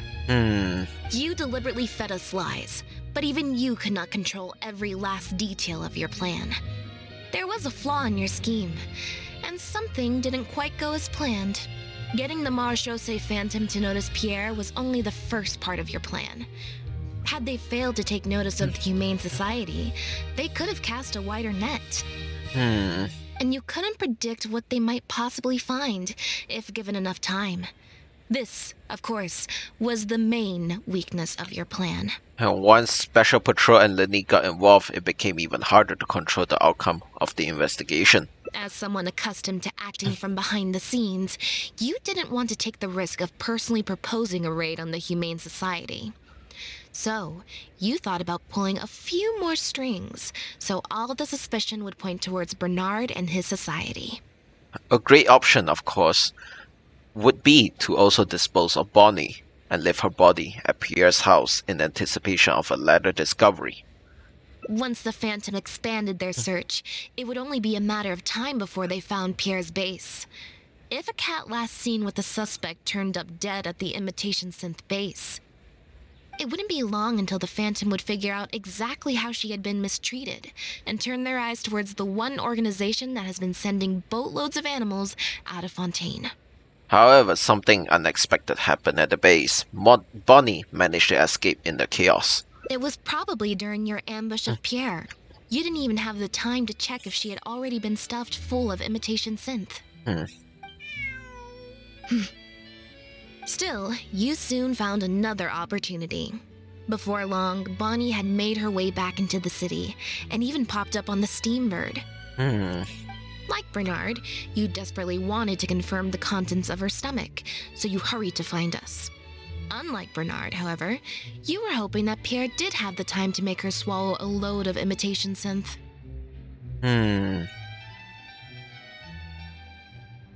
While investigating the suspect's cat, we unexpectedly discovered that the suspect has been smuggling imitation synth using living animals as intermediaries. That was your plan, in any case. With that, you'd have been able to lead the investigation towards the Humane Society. But Bonnie was very lucky. You were extremely unlucky. Bonnie had managed to escape before Pierre was able to stuff her full of imitation synth. That part of your plan could no longer be carried out.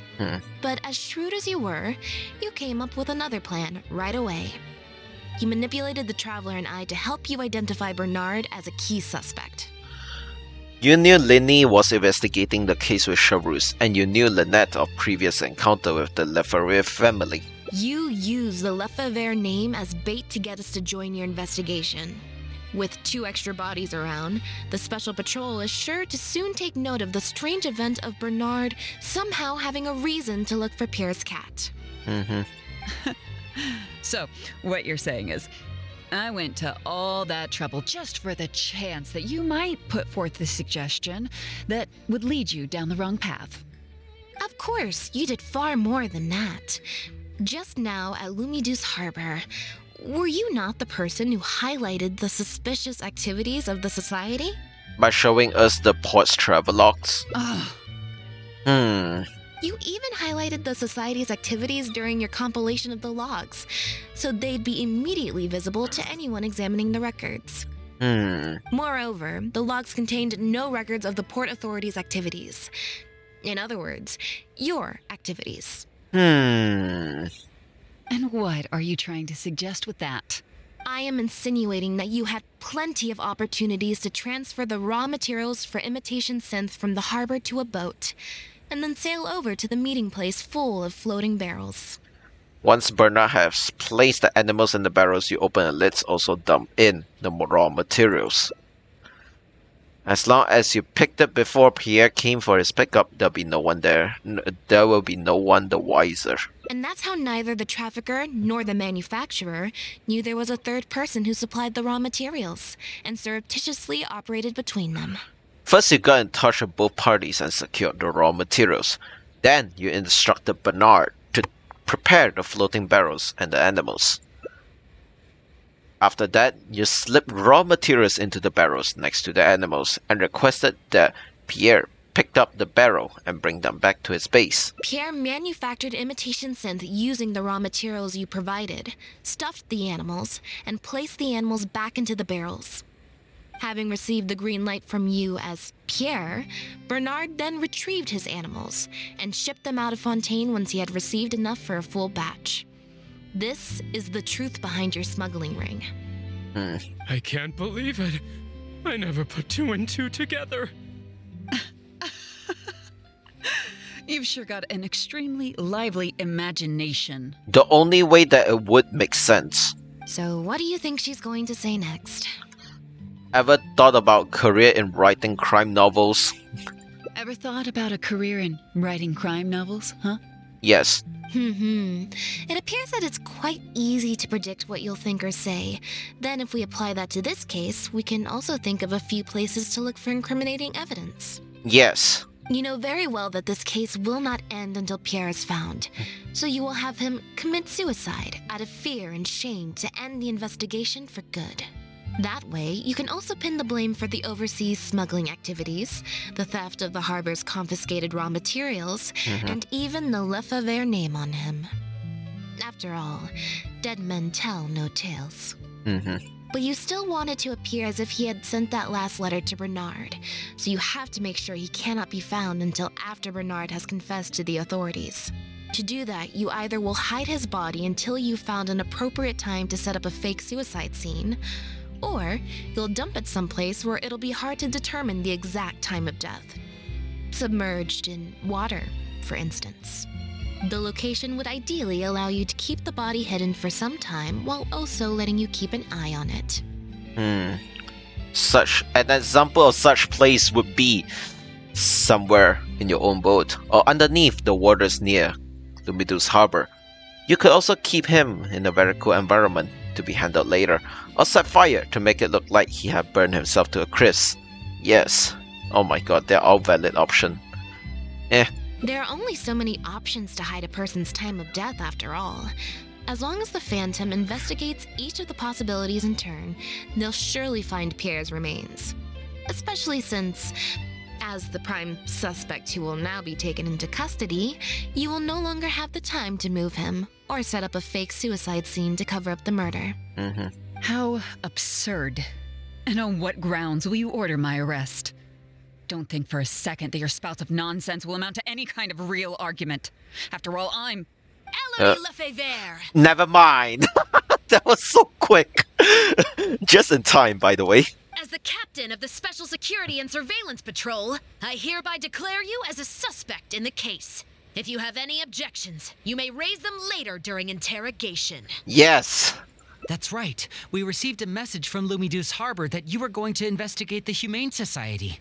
We didn't expect to run into you at such a critical moment. While at the harbor, we noticed something else extremely interesting. Uh-oh. Apparently, you often used all kinds of excuses to swap your shifts. Oh? And if one were to match the times of your shifts to the activities of the Humane Society and those of certain foreign ships, they'd find them to be an exact match. That's just a coincidence. I do not believe you. When it happens all the time, it's not just a coincidence anymore. Yes, I'm sure you have already thought of a dozen different ways to explain away the suspicious activities, but as far as evidence goes, that should be enough to warrant taking you into custody. Don't worry. If it turns out that the guards are still unable to find any evidence after all this, Lynette and I will do everything in our power to clear your name. Not really, that's a lie. Although judging by her reaction, I assume no follow-up from us will be needed. Yep. The Lefebvres were infamous for using disguise and infiltration to achieve their goals. Who would have thought that they would have planted someone within the guards? Judging from the timeline, they likely arranged for you to enter the guards before the fall of the clan. But they probably didn't expect you to turn it to your advantage and use your job to save yourself during the purge. Not only that, but you actively participated in the interrogation, arrest, and judgment of the Lefebvres during their fall. thus clearing yourself of suspicion. You brutally and cruelly abandoned your allies as soon as they outlived their usefulness, just like a lizard cutting off its own tail in order to live. You've been doing this for years. So you played me like a fool after all? Oh, well, okay. Knocked out by a sudden strike. Wait, did she took him out? Okay. What was that word you used? Ally? You think that someone as foolish as him is worthy to call himself my ally? Okay. They were worthless scum. All of them. Not just Bernard and Pierre, but those Lefevres too.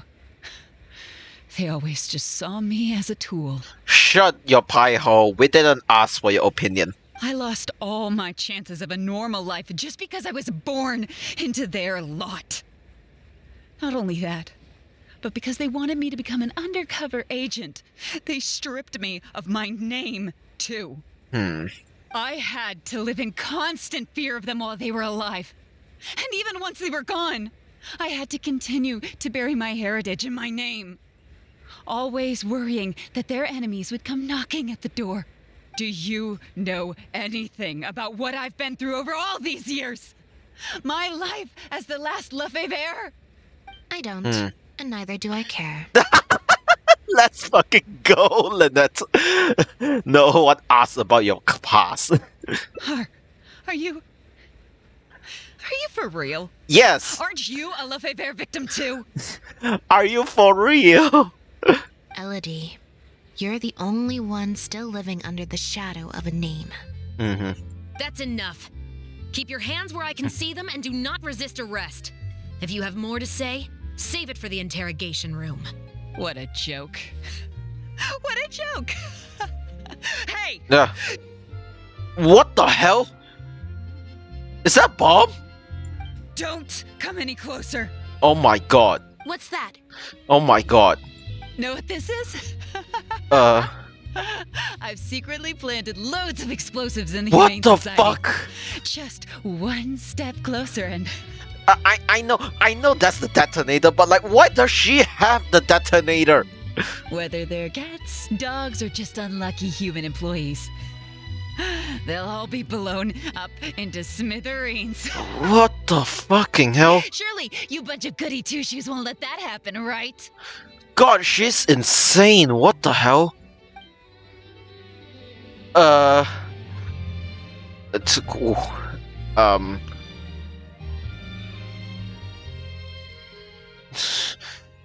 Oh my god, what the hell? Wait, which one do I have? I don't know. Deception, assist Linny, launch a sneak attack when she's distracted. What the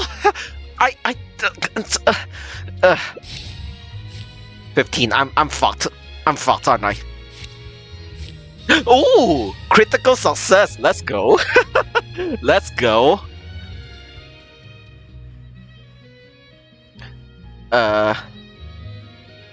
It wasn't your choice to be born into a family of villains, but that cannot justify your choice to also walk the path of evil. What do you understand about any of this? I've suffered years of sleepless nights because of this name. I was sure that the moment I closed my eyes, someone seeking vengeance would descend upon me, calling for my blood. Yes, Dungeons and Dragons is D&D. Like, I like this Hangout because it's like, you just play this D&D. Like, I'm not really, I've never played D&D before, but like, it's interesting. But this is cool, honestly. I finally found an opportunity to earn enough money to start a second life and dump this name and all of its baggage onto Pierre. And you just had to go and ruin all of it! If you choose to flee and go to exile now, you'll only end up living under more fear and terror of your own. What am I supposed to do? Do I even have any choice? Oh, okay. Wait, did Linny knock him out? Knock her out? Phew. Oh, okay. So I was right after all. It's easier to deal with the person causing the problem than the problem itself. And about that device she had, is it a fake? It must be a fake, right? It's a cute name, but she needs to chill. Yeah, you can say that again. This is it. Looks like it's just a toy. Bro, what the fuck, man? Ugh. Guess that's probably why she suddenly flipped and knocked out Bernard. He probably knew that there were no explosives at the society. Oh, that was so silly. Has to be a fake. You don't just pull out a detonator at the last ditch effort. I mean, some will. That's the thing, you know. But I don't know. It's hard to say. When you have someone that has nothing to lose, it's a whole different story, you know. Has to be a fake. You don't just like chat. When you met someone with like nothing to lose, the situation gets very, very different, to say the very least. You know what I mean? And from what I can tell, she seems like she has no other choice, and you know, has nothing to lose and would just do anything she wants, honestly. But you know, but still, yes, it could be a way to just do that. But yeah, anyways, kill to escape her life. Well, given that she never even showed her face to Bernard and Pierre, I had my doubts that she'd have gone to the society in person to plant explosives. Or never mind. Thank you for your help, everyone. I'll take them back for thorough questioning and find someone better to take over the Humane Society. I might need a few statements from everybody. Would you be able to come with me? Yeah, sure.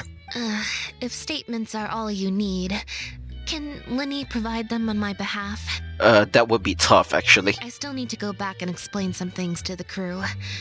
I also had an appointment with the Traveler before we got interrupted. What did she say again?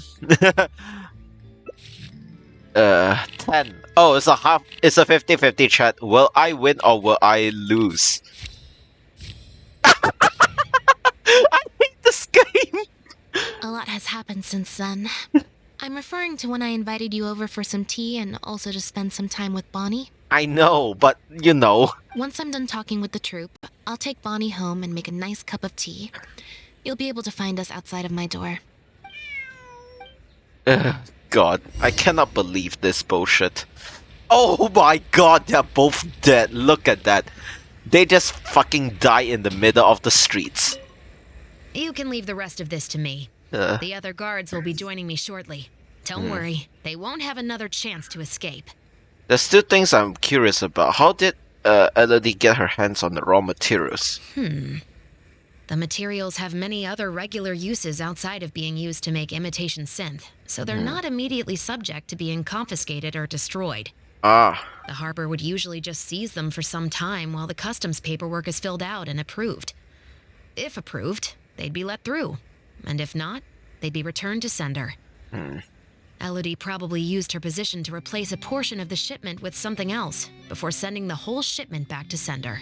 Given that the foreign merchants who sent in the shipments were probably working with her in the first place, they likely just never reported the difference in what they sent and what they received. We will, of course, continue to investigate the rest of the details of this case. Now that we've caught Elodie, figuring out the whole scheme should just be a matter of time. Yeah. Anyways. Lene, my boy. You must have spent a record-breaking amount of time in serious mode today. I can't remember the last time I've seen you like this. Is it because of a special someone? Maybe. I see Siege Wind have went here. No. Anyways, how did Pierre get recruited into a scheme? Based on information that we found before, imitation synth was first circulated on a small scale in Fontaine before becoming a large-scale smuggling scheme. I'd assume that the first offerings of imitation synth came from what Pierre made in his early days. But since he was not experienced with running a clandestine operation, he was soon discovered by guard Elodie. Elodie saw the opportunity to make a great profit in his work, and perhaps even the chance of making a new life for herself, so she decided to cover his tracks. I see. Yes, hi, Kruti, how you doing? She started writing to him in Bernard's name, using what evidence she had compiled and the promise of enormous profits to blackmail him into cooperating with her. Unfortunately for her, she ran into Lynette. Even though my sister doesn't like to focus too much on a regular day, serious mode Lynette is one of the most perceptive people I've ever known. Serious mode Lynette. Yeah, this is a very memeable line here. Still, all of that thinking really saps her energy. I need to go give some statements on her behalf, so I'll leave the recharging to you. Alright, you take care, Lenny. Love ya. Take care. Patsui. Disgusting. Human being. Alright, anyways, let's get out here. Alright. Recharge with Lynette. Oh, right. Up there. Yes, let's go. Alright. Hi, Lynette. I'm sorry. Black tea and a cute kitty. Truly the best combo for standby mode. Want some? A cute kitty, please. I see she's already starting to snuggle up to you. Aww. Are you not interested in any follow-up developments for it? Not at all. Information is indeed very important. But if you were to try to collect every piece of information you come across, your efficiency would actually decrease. Well, I think that's more... I'm pretty sure that's called, like, diminishing returns, you know what I mean? So, I guess, I wouldn't... Yes, you can say efficiency would decrease because, like, you're not... The time you're investing in into solving, like, getting more information, you know, will actually steadily decrease, you know? Yeah, I know what you mean. Plus, if you just think about it, what sounds more fun? Writing a statement or enjoying a tea party? The cute kitty. Great answer. That'd be my pick too. Yes, the cute kitty, chat. It's her. It's her, chat. It's her. Had we not run into that case, we could have spent the entire day like this. But now, I'm running low on both time and energy. Key isn't how long you spend in standby mode.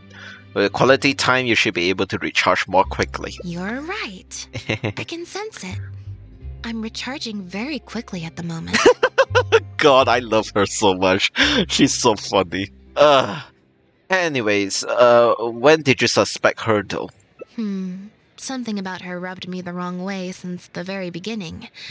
But to be more precise, it was probably around the time when I saw Bonnie try to get away from her. I see. After you arrested Bernard, back then Elodie tried to get close to Bonnie.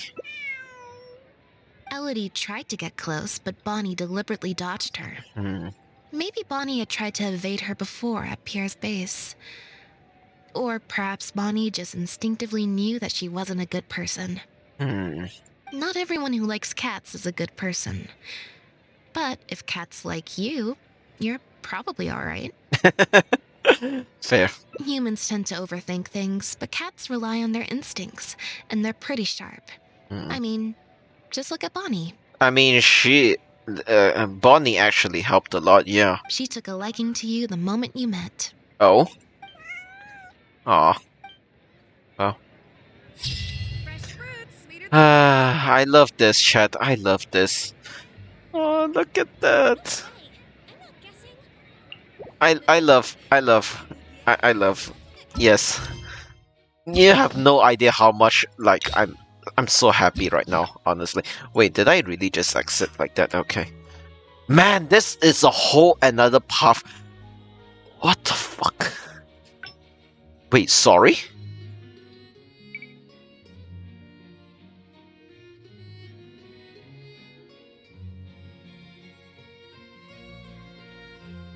What? Wait, sorry, what could this be?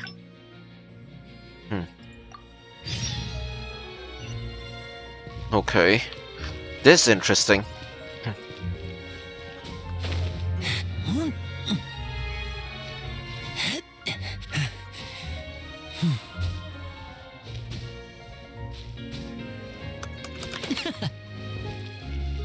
Oh gosh. The speed run. Wait. Yeah, okay.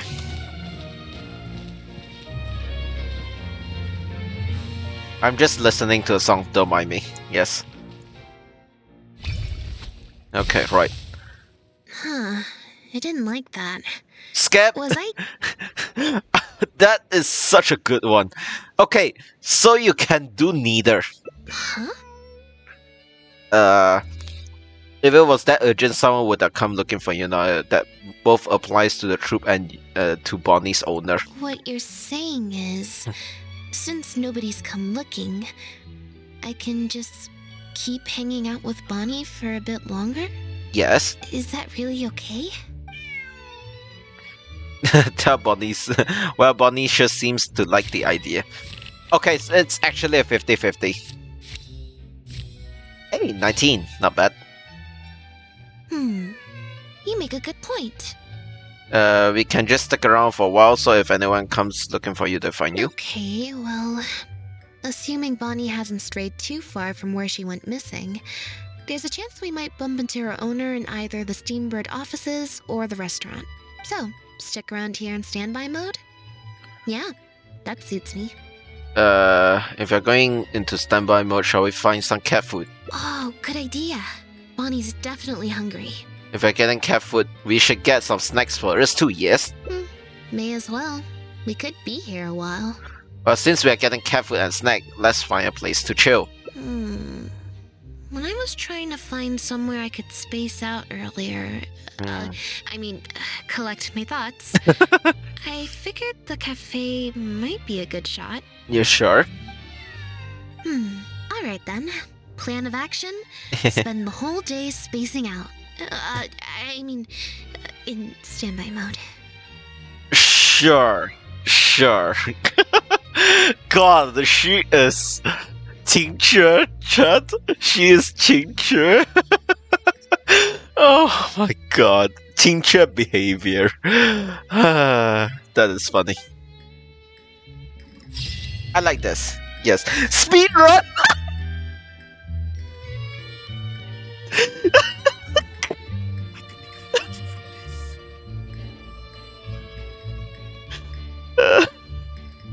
I wanna cry. Why is the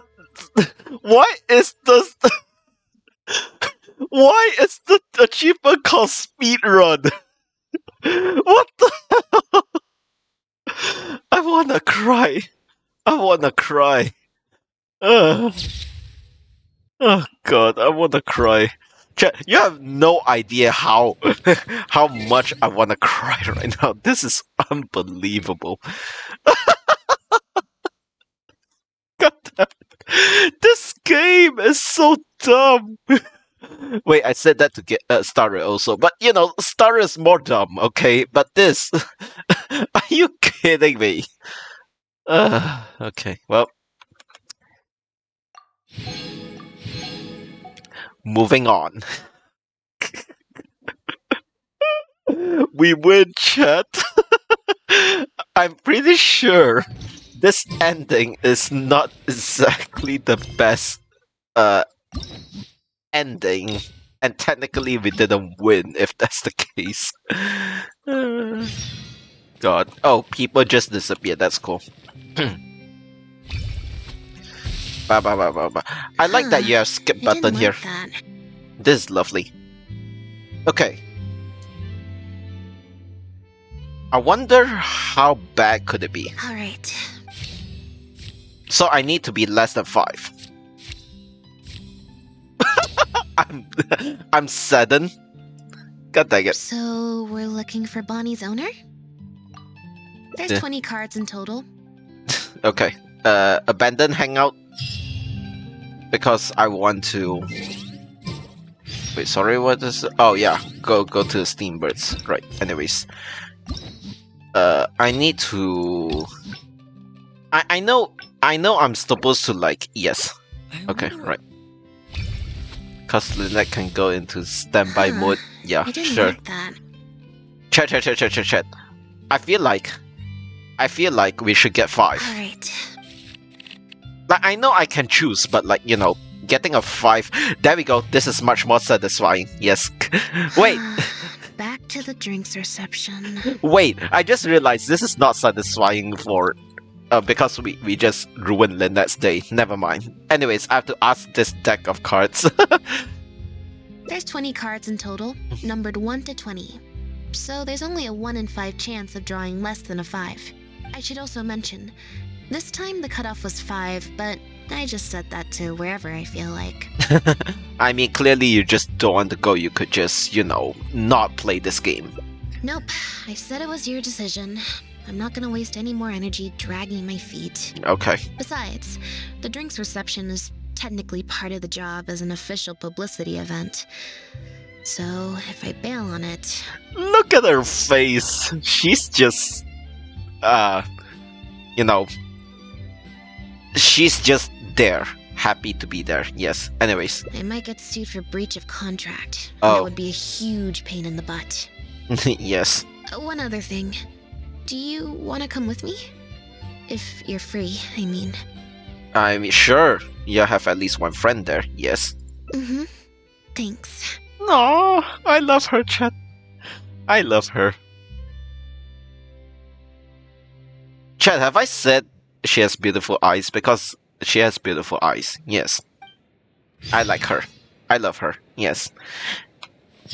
Both them, actually. Both them. I need to stress that I actually love both them a lot. So, yeah. Anywho. So now Kong wants to fuck the twins. They really are. Yes, I would like to fuck the twins. No, that's not what I meant. Jesus. God damn it. There you are, Lynette. Oh. Where did you disappear to? Leone and I have been looking everywhere for you. Yeah. Wait, where did you get the cat? Keeping it in the family. No, I'm not into that shit, but still, you know. I wanna cry. I found her outside.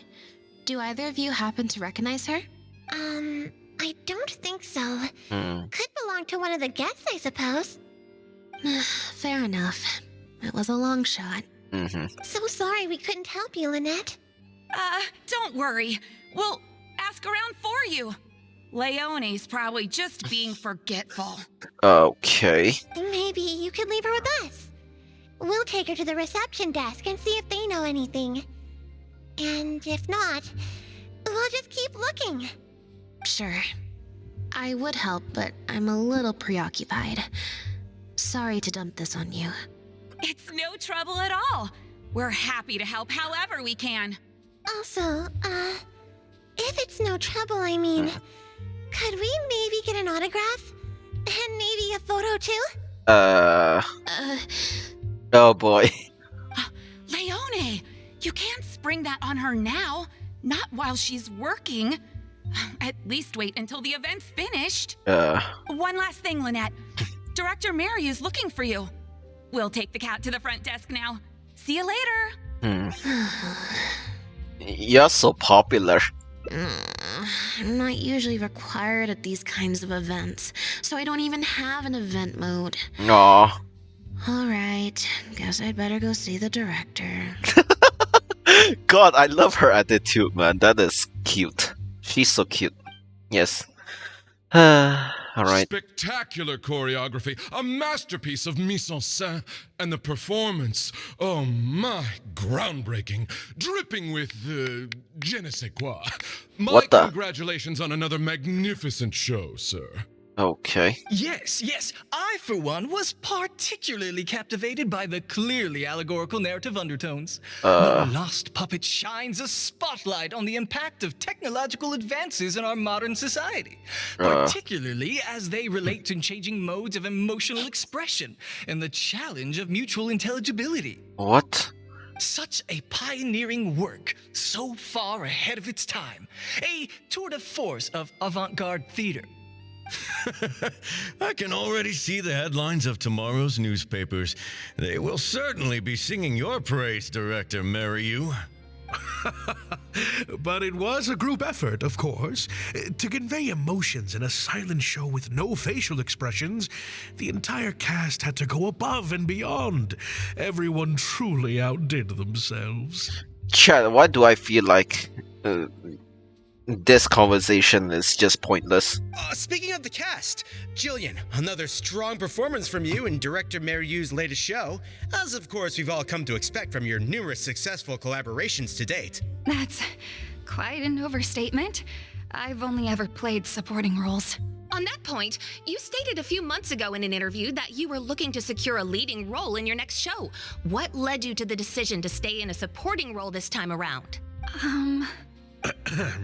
We had a discussion about this, and while Lynette hadn't previously performed in an acting role, we were blown away by her talent, and she was a perfect fit for this character.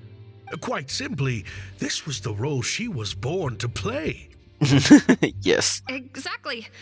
I was honored to share the stage with her. Lynette worked extremely hard in all of the rehearsals, and she's an incredibly talented actress. Hi. Lynette's back! Hey, Lynette, where have you been? Were you in standby mode? Some reports say you switched that state to recharge after a show. Method acting, of course. Such a compelling portrayal of a mechanical puppet could only be achieved by an actor who lives and breathes their role even while off stage. Those seemingly stilted movements were in fact an inspired portrayal of the character. The ostensibly bad acting, in reality, was the product of supreme acting skill. I went outside and there was this cat there, so I played with the cat for a bit. She sounds like the way she's talking, she sounds like my cousin. Yes, she actually sounds like my cousin. Oh my god, that's hilarious. A cat? We've long heard that you are a kind soul as well as an incredible actress. No wonder your debut performance has garnered such popularity. This show looks on track to break box office records for avant-garde theater. Lynette, any words for the fans? Not really, no. I believe Lynette is trying to say that the act of performance itself is the actor's true means of connecting with their fans. The what? Oh, I see. Lynette, any comments? Oh boy. Right, exactly. But don't you want the fans to know how you're feeling right now after the hugely successful opening of your first ever show? That's true. I'm sure the fans would love to learn a bit more about you too. How interesting. See how she's doing. Oh no! What is this bullshit? Oh no! She seems fine, she's not. Lynette, how do you find acting compares with performing in a magic show? What does the future hold for you, Lynette?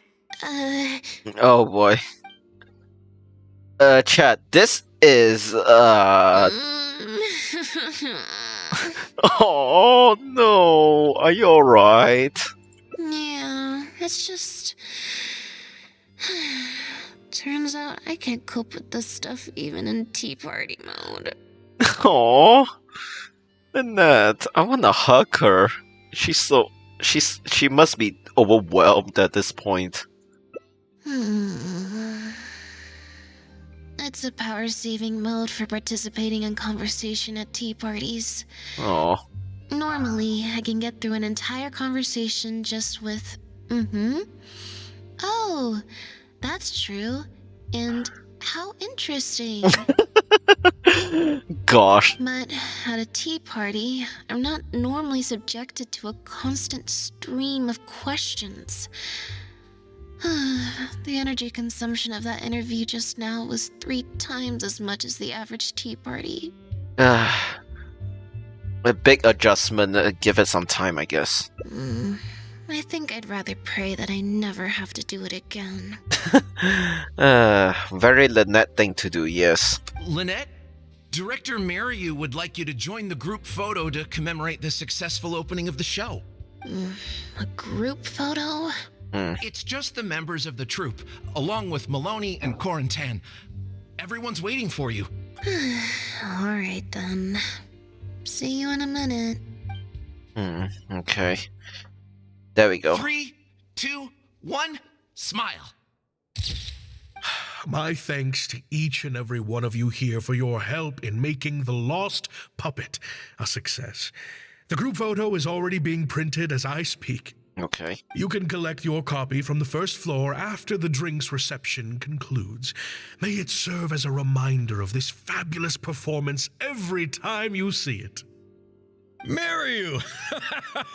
Get over here. Let's have another drink. There's a few things I need you to glance over for me. Wait, so the reception still isn't over? I thought the group photo was the final hurdle. Well, at least there's no more people hounding me with questions. I just need to find somewhere to switch to standby mode, and the time will fly by. I hope. Aw. Gosh, Lynette is so tired, honestly. It's something. I'll say that much. I know it can get really overwhelming, but man, that is just insanely overwhelming. Alright, let's just... Oh! It's her! Oh my gosh, it's her! Hotel de Boer's Ile Flottante is as wonderfully sweet as ever. Chat Esperita! I beat her, finally! Anyways, hi. Yes, you managed to get an invite to the drinks reception to chat. You cannot tell me that she's not an alcoholic, okay? You cannot convince me she's not an alcoholic. God. Damn. Like, honestly, she must be an alcoholic at this point, honestly.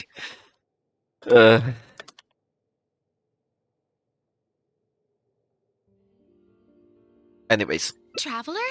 Lynette? Oh, wait, hold on.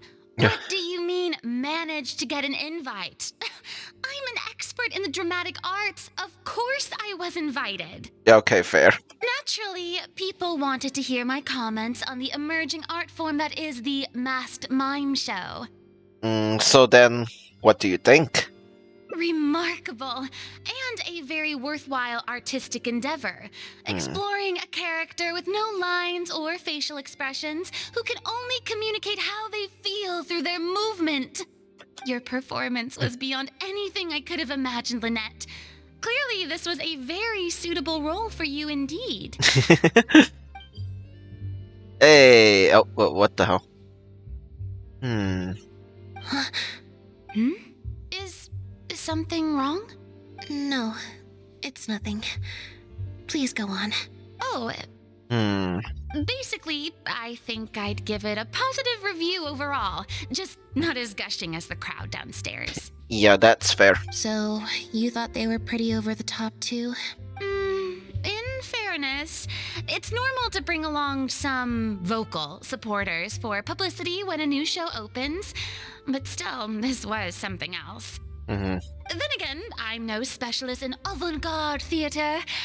Maybe I'm just not well acquainted with their review criteria. Fair. Or maybe it's because I came to the show with some preconceived expectations. I did happen to see the original draft of Maryu's script a while back. What original draft? Oh? He didn't show it to you? It must have been a few months ago. He came to me to get some advice from an experienced performer's perspective, and then asked if I could write a few reviews of his new play. I had a lot on my plate at the time, so I had to turn him down. I only skimmed a few sections, but they seemed quite different from the final version. I can't say I remember the plot, but I don't know. The protagonist just seemed more complex, I guess, especially in the last two scenes. Still a mechanical puppet on the outside, of course, but she seemed to have more emotional depth on the inside. Emotional depth? Oh, I'm just thinking aloud here. Don't take it to heart. Besides, a script and a play are two very different beasts. There are so many fine details to consider when turning a story into a stage production. More than most people could imagine. Especially with a novel art form like a masked mime show. I'm sure Maryu had his reasons for the changes he made. Interesting. Change of topic. I see you've escaped the crowds to seek refuge on the second floor. Fame can be overwhelming at first, can't it? Perhaps you'd benefit from hearing about the experiences of a veteran celebrity such as myself. A veteran is a understatement, I'll say that much. No thanks, I'm good. Pretty sure this will be my first and last time in this situation. Gosh. Hey, at least let me finish. I have top tips on dealing with belligerent reporters, slipping away to hunt down snacks during the intermission. Those snacks during intermission. Furina is funny. Yes. She acts like a fucking 5-year-old. Tell me everything. Aw. First, take a seat, mon ami. We must partake of Hotel de Boer's fine desserts as we talk, lest they go to waste. Gosh. I'm happy. That was very educational. I'm happy that Furina's here, honestly. I think she spiced things up a bit more. Isn't word I use. They didn't mention acting once in the whole conversation. I expect most of the people downstairs have left by now. Time to grab my copy of the group photo and get home. Okay.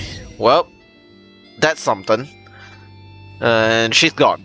I was hoping that she would still be here so that we can chat a bit more. Never mind, I guess. Okay, who was here just now? I guess never mind. Okay, right. Moving on. The photo must be in this envelope right here. It's finally over. Thank you for sticking around for so long. No props, Lynette. If it wasn't for you, I don't know how I would have standby moded my way through the last few hours. Oh boy. But enough to warrant Lynette leaving halfway through. When you left the event midday, what was the real reason? I mean, if you really don't want to talk about it. It's fine. It's just... It was such a minor thing. Oh? While I was on stage, there was a moment when I felt like someone was looking at me. It was only for an instant, and I didn't even see who it was. But somehow, I knew it was a look of contempt. I got a vague sense of it again during the reception. Like someone was giving me an evil stare. But I couldn't figure out who it was.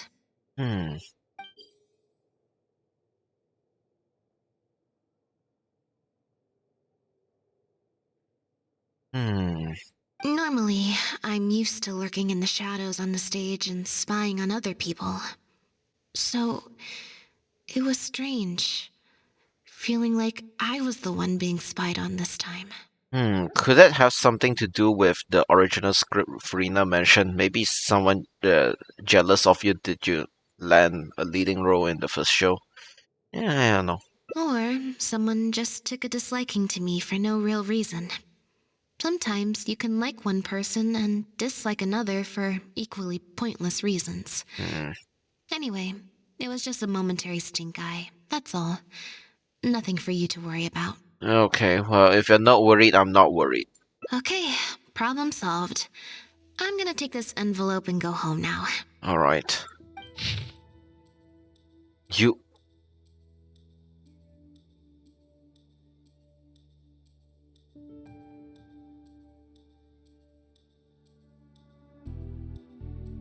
What the fuck?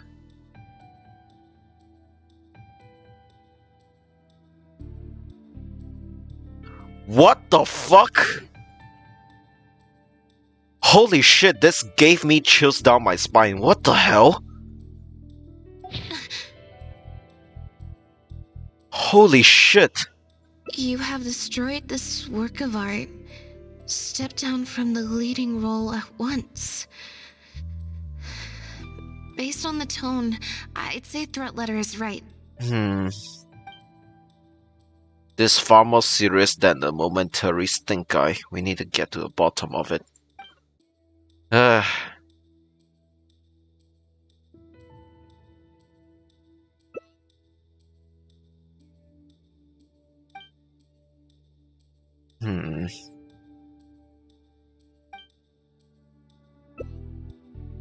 Unsealed envelope contain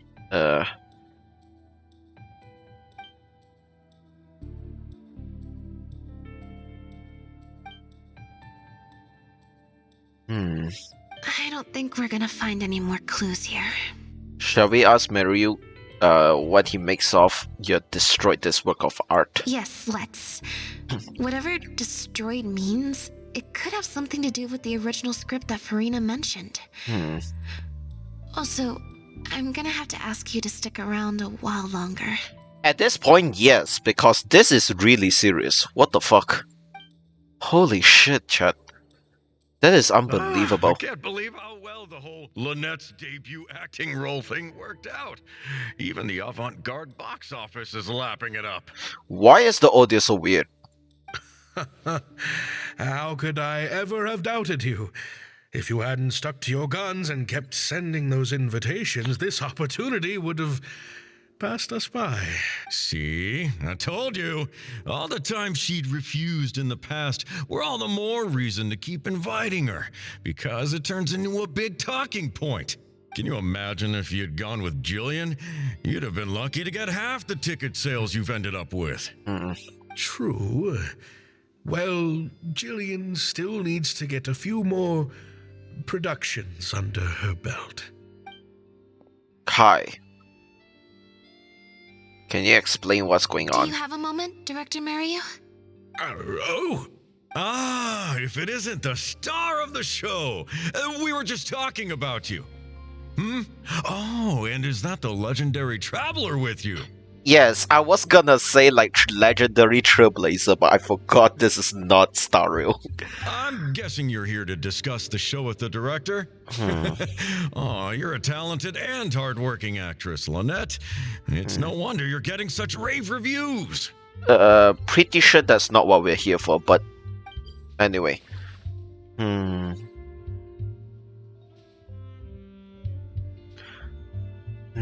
I'll leave you artists to discuss your work in peace. Mario, make sure you give your star performer and her friend your full attention. I certainly will. Lynette carries the fortunes of our entire troupe on her shoulders. Who was that? Mr. Maloney. An investor or something, I think. I've never asked him. I see. So, what can I do for the two of you?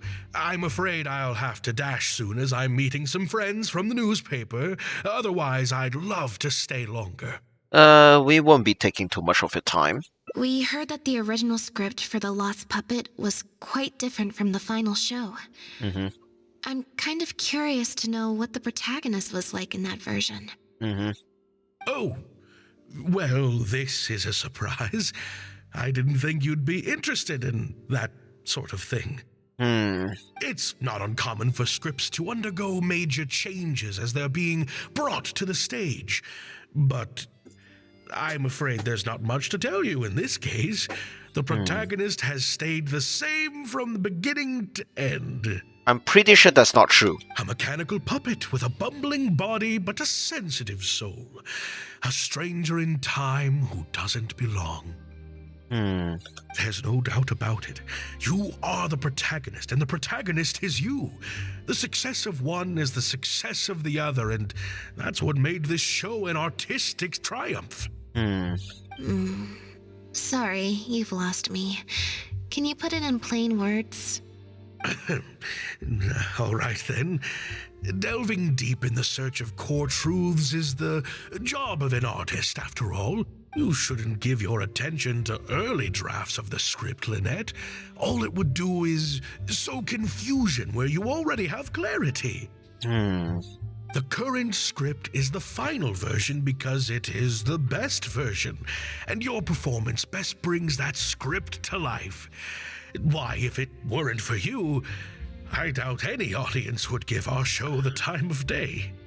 If everyone's happy with Lynette's performance, then how do you explain this letter? What letter? Oh my goodness! Destroyed this work of art? Really? Well, Director Mariu, any idea who might have written it? No. Who on earth would write such nonsense? Found it in the envelope containing the group photo. Could be it's someone's involved in the production. Absolutely not. Without Lynette, this show would be over. Everyone's hard work would go to waste. No, there's no way that this is someone from the troupe. Is there any way Lynette could lie low until this blows over? Yeah, maybe Jillian could fill in for me for a while. What? No way, out of the question. The protagonist has to be played by Lynette. Jillian can't... She's just not what the audience is looking for. A bit strange. I've got it. It's a competitor. Yes, this letter must be from a competitor of ours who's trying to get under Lynette's skin. You can't lie low. That's just what they want you to do. The moment you step back from performing, they'll put their rumor mill into overdrive and drag us through the mud. They're just waiting for their chance to kick us while we're down. A competitor? Really? Definitely. Those lowlifes. Slander and libel are all their specialties. They drown out the truth with a flood of misinformation, and they stop at nothing once they get riled up. You sound very familiar to their methods. Do you have any particular suspect in mind? There's so many of them out there. Fame always seems to attract haters, no matter what you do to try and keep everyone happy. But don't worry. I will get to the bottom of this. Stay strong, Lynette, and keep up the good work on stage. I have to go and meet my friends from the newspapers now, but rest assured, I'll be discussing countermeasures with them. Okay. This gets really sus now. A competitor, huh? Do you think that's it? I kinda doubt it. We've dealt with those types before. Usually their goal is to steal our venue for their own show or to cover up a scandal by planting a story to divert public attention. But at the moment, I don't think anyone's got a reason to do any of that stuff. Let alone pull a stunt like this. A threat letter is quite extreme. It is really serious, actually. Besides, when I felt that evil stare, I'm pretty sure it was coming from somewhere backstage. So that rules out a lot of people. I'm actually more concerned about Mariu. When I mentioned Jillian, his reaction was pretty unusual. You noticed that, huh? Especially since Maloney mentioned that the initial plan was to cast Jillian as the lead. Sounds like there was an original protagonist as well as an original script. I should probably go talk to her. You know where she lives? Yep. She told me she lives in the Flow of Sandra. Oh, god dang it, in the underground. Fine. Well, I guess that's that. And just a dog here. Okay, whatever. Forget about me. This is about you. Well, I guess we're going down. Let's see what the deal is. Yeah, this is oh boy. Oh boy. This gets real. When you involve death threats, yeah. This is oh boy. I don't know. Don't think I can comprehend these type of stuff. I don't know. Never gotten into this situation, so hard to say. Anyway, moving on. Bye, cat. Alright, moving on. Hi. Please don't kill us. Lynette? What are you doing? You're not welcome here. I've been to the Fleuve Sandra plenty of times before. This is the first I'm hearing about me not being welcome. Things are different around here. You might be used to a crowd of bootlicking morons fawning over you wherever you go, but not down here. We know what you are. What do you mean? Bootlicking morons? Bootlicking morons. Anyways, hi Ash. The side changeling gonna spend more money. No, I'm not. I'm just here looking at her cute face. Just look at her, she cute. I love her. I love her so much. Anyway, she's got a bone to pick with you, I guess. Yes, Tizen, yeah. Of course you are. I don't know. I've never met this kid before.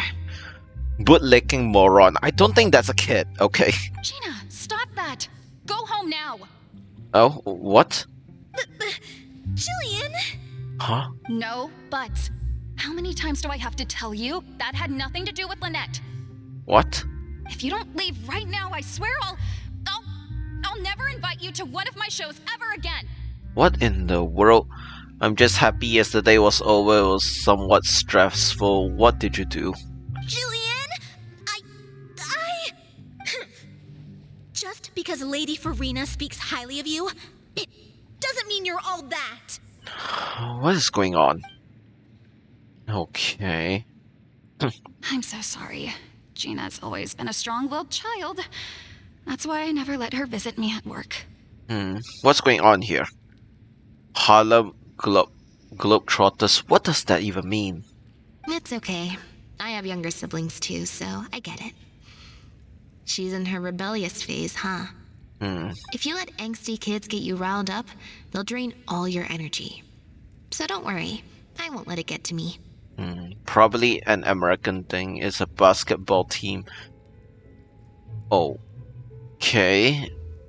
I had to drive to downtown to see a staged basketball game, which was kind of cringe. Wait, why were you watching a basketball game when you're not that interested in it? I don't know. Well, the situation's a little different in this case, but still, thank you. So, what brings you to the Fleuve Sandra? Can we talk about the original protagonist? Yes. It was part of my driving job for the elderly. Oh. Wait, I thought you work as a security guard. Or something. I don't know. We heard about it from Maloney. He said you were originally supposed to play the lead. Maloney, huh? Of course he couldn't keep his mouth shut. Security and a driver. Okay, I see now. Interesting. Well, at the same company. Interesting. I hope they're paying you double. I'm pretty sure that's not how American companies work. Never mind. Gosh. Wait. Why are you sending a bunch of elderlies to watch basketball? And are you forced to watch with them too? Wait, are you like the babysitters? Not babysitters, but you know, are you supposed to be like the caretakers for the elderlies? What the hell? That's just part of the activity. Got like $1 extra. What? $1 extra for the work? You gotta be kidding me, man. Oh my god. I have no words. I thought that was a joke. Oh man. I'm sorry. I never mentioned it because Director Mariyu was very clear that I mustn't let any of it affect you. You see, Lynette has gotten this letter. What's this? Yeah, this bullshit. Let me see. I basically work for recreation activity and activities for the elderlies, which is eating out, seeing plays, museums, stuff. It's not all bad. I see now. I don't know, who would do something like this? Don't be scared, Jillian. Just tell us what you know. Okay, I'll try. It's not all bad. It's true. I was originally cast as the lead in The Lost Puppet. Okay. I've worked with director Mary Yu many times before, but only in minor roles. The audiences and critics never had much to say about me. Nothing terrible, but nothing amazing either. A few months ago, Mary Yu started working on a new show, so I plucked up the courage to ask him if I could take the leading role. He was hesitant, but he agreed to let me try for the part. We did a few rehearsals, everything seemed to be going okay, but then... There's been a change of plan, Jillian. Okay. The leading role will now be played by Lynette. Lynette? But she always turns these things down, doesn't she? And that's why we cannot afford to waste this opportunity. Jillian, I understand how you must be feeling. But Maloney and myself have to do what's best for the production as a whole. Next time, the lead will be yours. I promise. I was incredibly disappointed at first, but I also know full well that I don't have Lynette's star power. Without Lynette, how could we ever convince people to pay money to go and see a masked mime show? And if the show was a flop with me in the leading role, how would I answer to the director and the rest of the cast? Then, I got to meet you on stage and found that you're really down to earth, in a way that not many celebrities are. You were kind to everyone, and your performance wasn't bad. Whatever disappointment I had left at that point, I certainly wasn't about to take it out on you. By wasn't bad, you mean it wasn't great either. So, I'm guessing Mariu changed the script to simplify the protagonist, make her a dumbed-down version of the mechanical puppet that I could actually play. Oh, I see now. He did make some changes to the script, yes. How do we get our hands on the original draft? Who has it right now? Jaik, one of the other actors. He likes to collect Dr. Mariu's old drafts because he hopes to be a director himself one day. He also lives nearby. I can arrange for you to meet him at the tavern. Cool. Makes sense. I always see him talking to Mariu. Alright, see you at the tavern then. Interesting. Very interesting. Oh, of course, the tavern, that tavern. Okay, right. Okay, moving on. Okay. Sorry to keep you waiting. Is he not gonna show up? Jillian brought me up to speed on never the mind. situation. I'm here to help however I can. Here, this is the script you're after. Looks very rough. Looks like he was constantly editing it. That's always the way with pen and paper drafts. Even the final script is full of last-minute changes by the director. There should be a cleaner copy of the original script in here somewhere. Sorry, it's all a bit mixed up. I just grabbed the whole stack of paper since I was in a rush. Oh, okay. No problem. Now activating search mode. I'll go through one page at a time. Search mode. Oh boy. I love her chat. She is funny. Alright. Oh, wow. It's actually all this bullshit. Okay, wait. Wait, someone just DM me. Nope, no one DM me. I wonder what got into Director Mariu. Maybe he's been quietly struggling with something. Director Mario. Oh, right. Sit. Very. Investigation notes. There are newspaper clippings amongst the notes. They are about shirts of different styles. Those on the first few pages have turned yellow, which means they must be quite old. Search mode investigation. Oh, nice. Alright, lovely. Okay, moving on. Mariu's name does appear in some earlier clippings, but mostly in articles bemoaning a series of lukewarm reception for an experimental art form, and empty seats at avant-garde play despite critical acclaim. In more recent years, There are many reports praising Mario as a forward-thinking director, one of the greats of his era. The articles are written by a variety of authors from an eclectic range of fields. Corentin and Amory are the most prolific authors. Okay. Mario's original script is practically illegible. Oh, wow, that's a critical success. What the fuck? Okay. Cool. Reason it is so hard to read is it's been edited with correction fluid multiple times. I estimate that each line was rewritten at least 3 times. Looks like Mario wasn't happy with his edits. Okay. These scripts, Mario's older works. Some photographs of the live performance are attached. Skim through. Let's see. Oh shit, let's go. Okay, right. Okay, photos from recent years show fancy venues and polished sets, but the earlier photos show much humbler venues. The cast list shows that in recent years, Mario has collaborated with many famous celebrities, but their acting chops are disputed, and Maloney is listed as an investor. Okay. Original script. Let's see the differences there are between the current script and the last puppet of the original script. Read carefully. Okay, let's go. Okay, not bad. Okay, Act 4 seems to be a solo performance by the protagonist, and the set is just some decrepit ruins.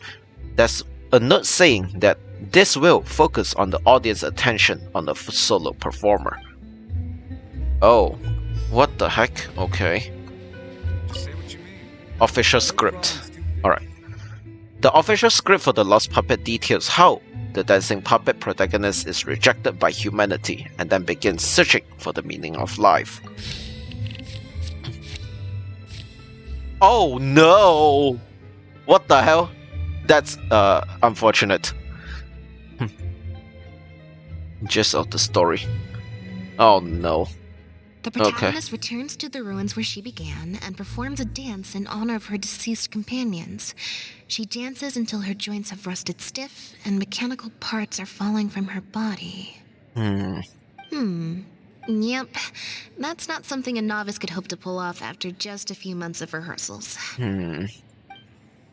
The basic plot is the same. She loses the ability to dance due to wear and tear in her circuitry, but there's much more emotion behind the scene. The memory of her former companions coming to peace with her life. The simple set and solo performance means the lead actress has to carry the whole scene herself. It's a much more demanding role than the final script. Frankly, I think that the original script is much better, and the original lead is the best fit. Jillian, shall I go tell Mario to put you back in the leading role? What? Are you serious? But the next show is at the Opera Epiclese. It's such a huge opportunity. But not such a rare one for me, though, right? That's different. This isn't you as part of a magic duo. It's a chance to star as the main character in a show. You'll reach whole new heights of fame. Fame in small doses has its perks, but too much and I'll get overloaded. Yes. But if you play the lead, the fame will be yours, and I get to be free. Sounds like a win-win, don't you think? It'll never work. There's no way Director Mario or Maloney would ever agree to it. The set for Act 4 would need to change, as would all the marketing materials. And that would mean asking Maloney for a lot more Mora. Changing actors at the last minute is just too risky. If anything went wrong, it could bankrupt the whole troupe. Plus, Maloney's friends have already published a ton of articles saying how this is the role that Lynette was born to play. No one else can play the protagonist now. If Lynette quit the show and I took her place? None of the future articles will have any credibility. If Lynette left, they'd sooner stop the whole show than let me take her place. Stop the whole show? But all the people in the troupe, months and months of everyone's hard work would all be for nothing. No wonder Mary would say anything to try and keep Lynette on board. Anyways, is there any other way? Huh.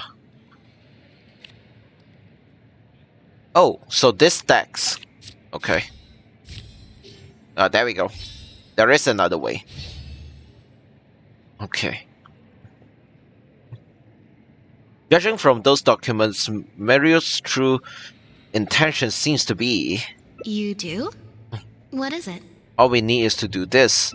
What is this? I have no idea what this is about. That's a bold plan. I'm in. You know, it's a little crazy, but it might actually work. No way. It's not worth taking such a huge risk just for a chance to be in the spotlight. Jillian, you said before, whatever disappointment I had left, I wasn't about to take out on you. In other words, that disappointment is still there, but you've kept it bottled up inside. Be honest. You still hope to play the leading role, don't you? But the thought of putting so many people out just for my sake? You think they'd be put out? That's not how I see it. Oh? Jillian, you were more dedicated than anyone during the rehearsals for the original script. We all saw how hard you worked for this role. And I think you know that unless we decide to make a stand here, the path we're on is only going to take us further and further from our dreams, all of us. So take it from me, you would not be putting us out. Not one bit. Whether the plan succeeds is up to you. You guys... Okay. Let's do it. I will play my part. Yes! I knew you'd come around. All right, I'll let the rest of the troupe know and we'll start preparing immediately. Wonderful. This solves everything. Wait, but what about the threat letter? Do you have any idea who sent it? As long as we stick to the plan, I'll give up the lead role, so it won't matter anymore, right? But surely you want to know who it's from. If they're out there and no one's keeping an eye on them, what if they come looking for you? I doubt they will. It's supposed to be a threat, but they didn't even say what would happen if I don't meet their demands. Plus, the handwriting is kinda childish. Doesn't look like a professional intimidator to me. Who knows? Maybe it was just a fan of yours having a moment. Huh. A fan? Of me? Maybe. Maybe there's someone out there who really appreciates your talent. Even in the supporting roles. Come on. Yes! Critical success. Let's go. Alright. Jillian's sister mentioned that Farina spoke highly of Lynette, but when could she have heard that? Yes. It's getting late. We should be leaving. Huh? So suddenly? Come on. Okay. she looks drained. Okay, that's fair enough. You seem to hear a sound. Okay. I'm such an idiot. What? What the hell? Sorry for manhandling you.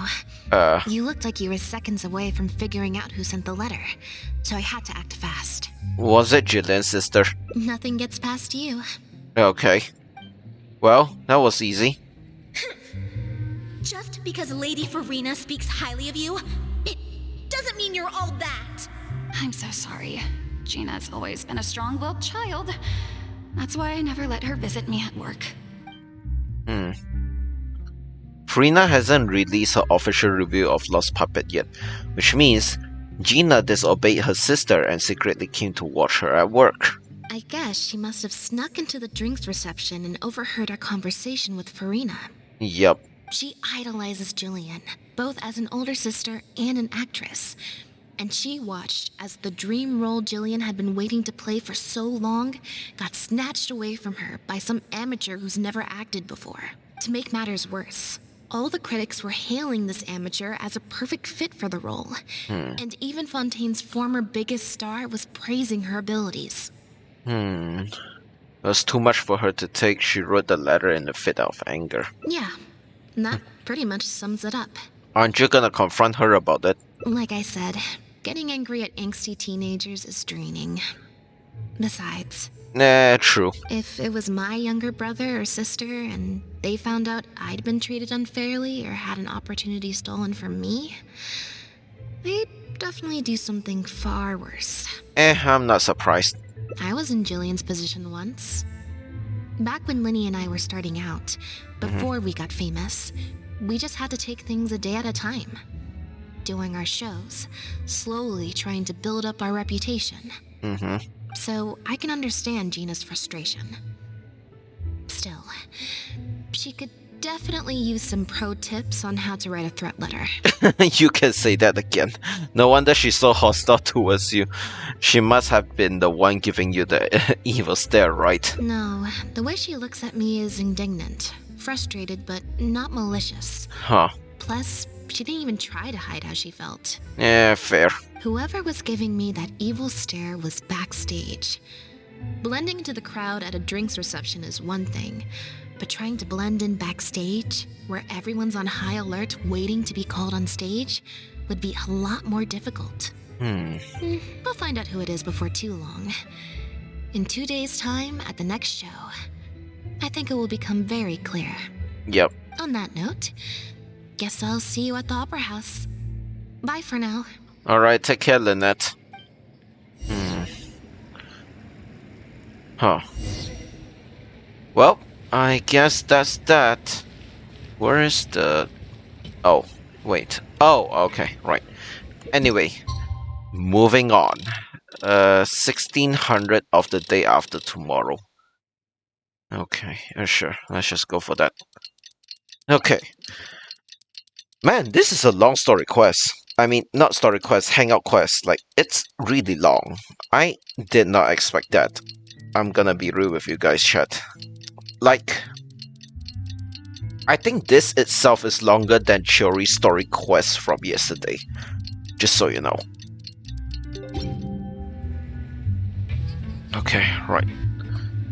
Well, I mean, can I... never mind, I just wait for 5 more seconds. Alright, there we go, chat. Go to Opera Epicless. Alright. Let's go. I mean, to be honest, I could have gone there first, but whatever. Doesn't matter. But yeah, like... I like the string of quests that goes up around here, honestly. The story, I mean. The string of the story that is going around. So, yeah. Anyways.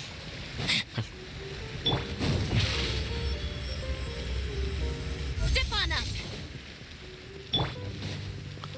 Alright. Okay, so we are finally at the show. Let's see what this is about. Alright, but yeah. Oh boy. Hello there. What's going on? Oh, you're here! Lynette and Jillian are busy getting ready, so please come with me. Okay.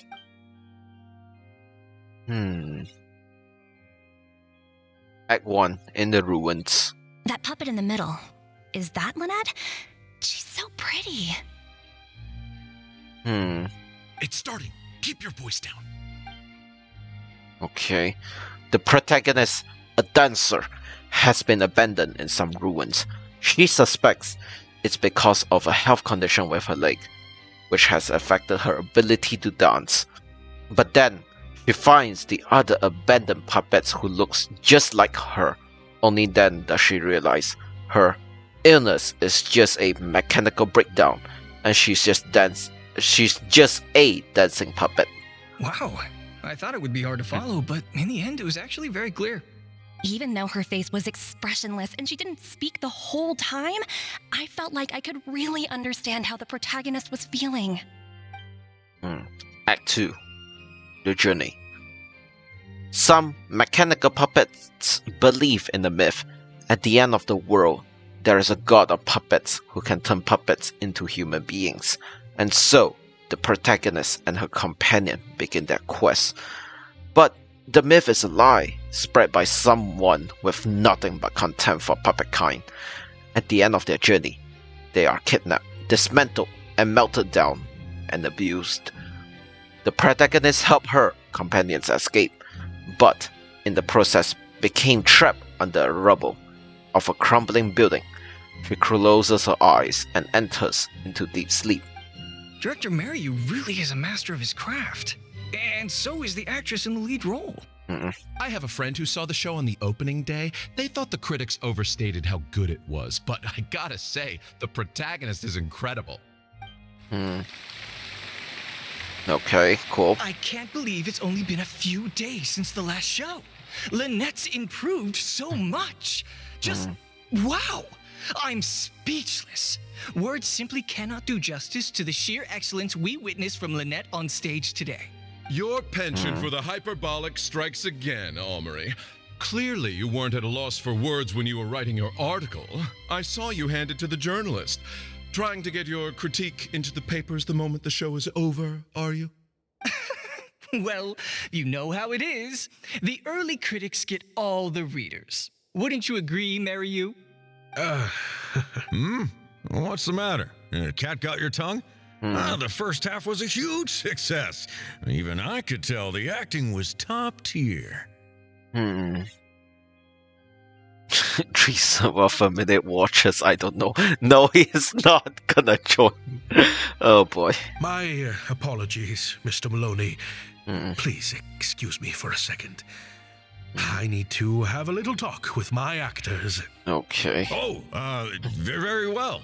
Hey, while you're at it, this might be a good time to talk future collaborations with Lynette. That might be tough. Wait, where are we?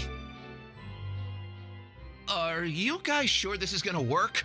What if Director Mariu pushes back? We're already halfway there. We can't back out now. All we need to do is stick to the plan. What is this plan that you're so intent on hiding from me? Never mind. Director Mariu, I thought you were talking to Maloney and the critics. Korantan and Armory have both finished their articles. I went to greet them as a mere formality, but you seem to have availed yourselves of my absence during the first half to defy me. What have you done?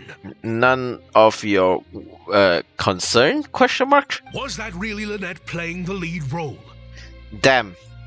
Ta-da! Of course. God. That is so funny. Mariu, I was the one playing the lead role just now. I switched costumes and masks with Jillian so that I could be the protagonist's companion and stay out of the limelight. Interesting. Lynette, why on earth would you do this? You know my acting is amateur. The only reason I'm being seen as a pro, let alone a pioneer, is because you have critics supporting the show. But right now, there's a whole audience out there, and you have no hope of paying them all off, yes? If they'd seen me in the leading role during the first half, they wouldn't be expecting anything more. But what happens now that they've seen Jillian in the role? If you force me to play the lead in the second half, they'll be wondering, why is the actress suddenly giving such an underwhelming performance right at the climax of the whole story? Is it because she's not good enough of an actress to play the role? Were the critics wrong? Or is the director not all he's cracked up to be? These are just some of the questions that will be on everyone's minds during the second half. And those questions will follow them out the doors of the theater after the show ends. Do you think the critics will still have any credibility then? There's only one way for you to save your reputation. And that's to keep Jillian as the lead all the way to the end.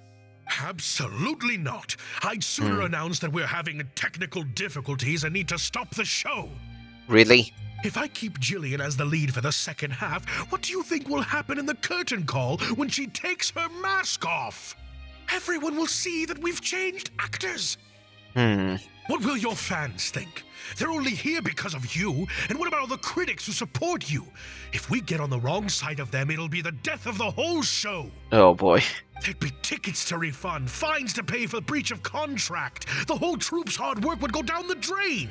Don't you see how much this would cost us? You can't just take a job on a whim, then abandon your responsibility the moment you don't feel like doing it anymore. You're playing games with other people's hopes and dreams. Director Mariu, please.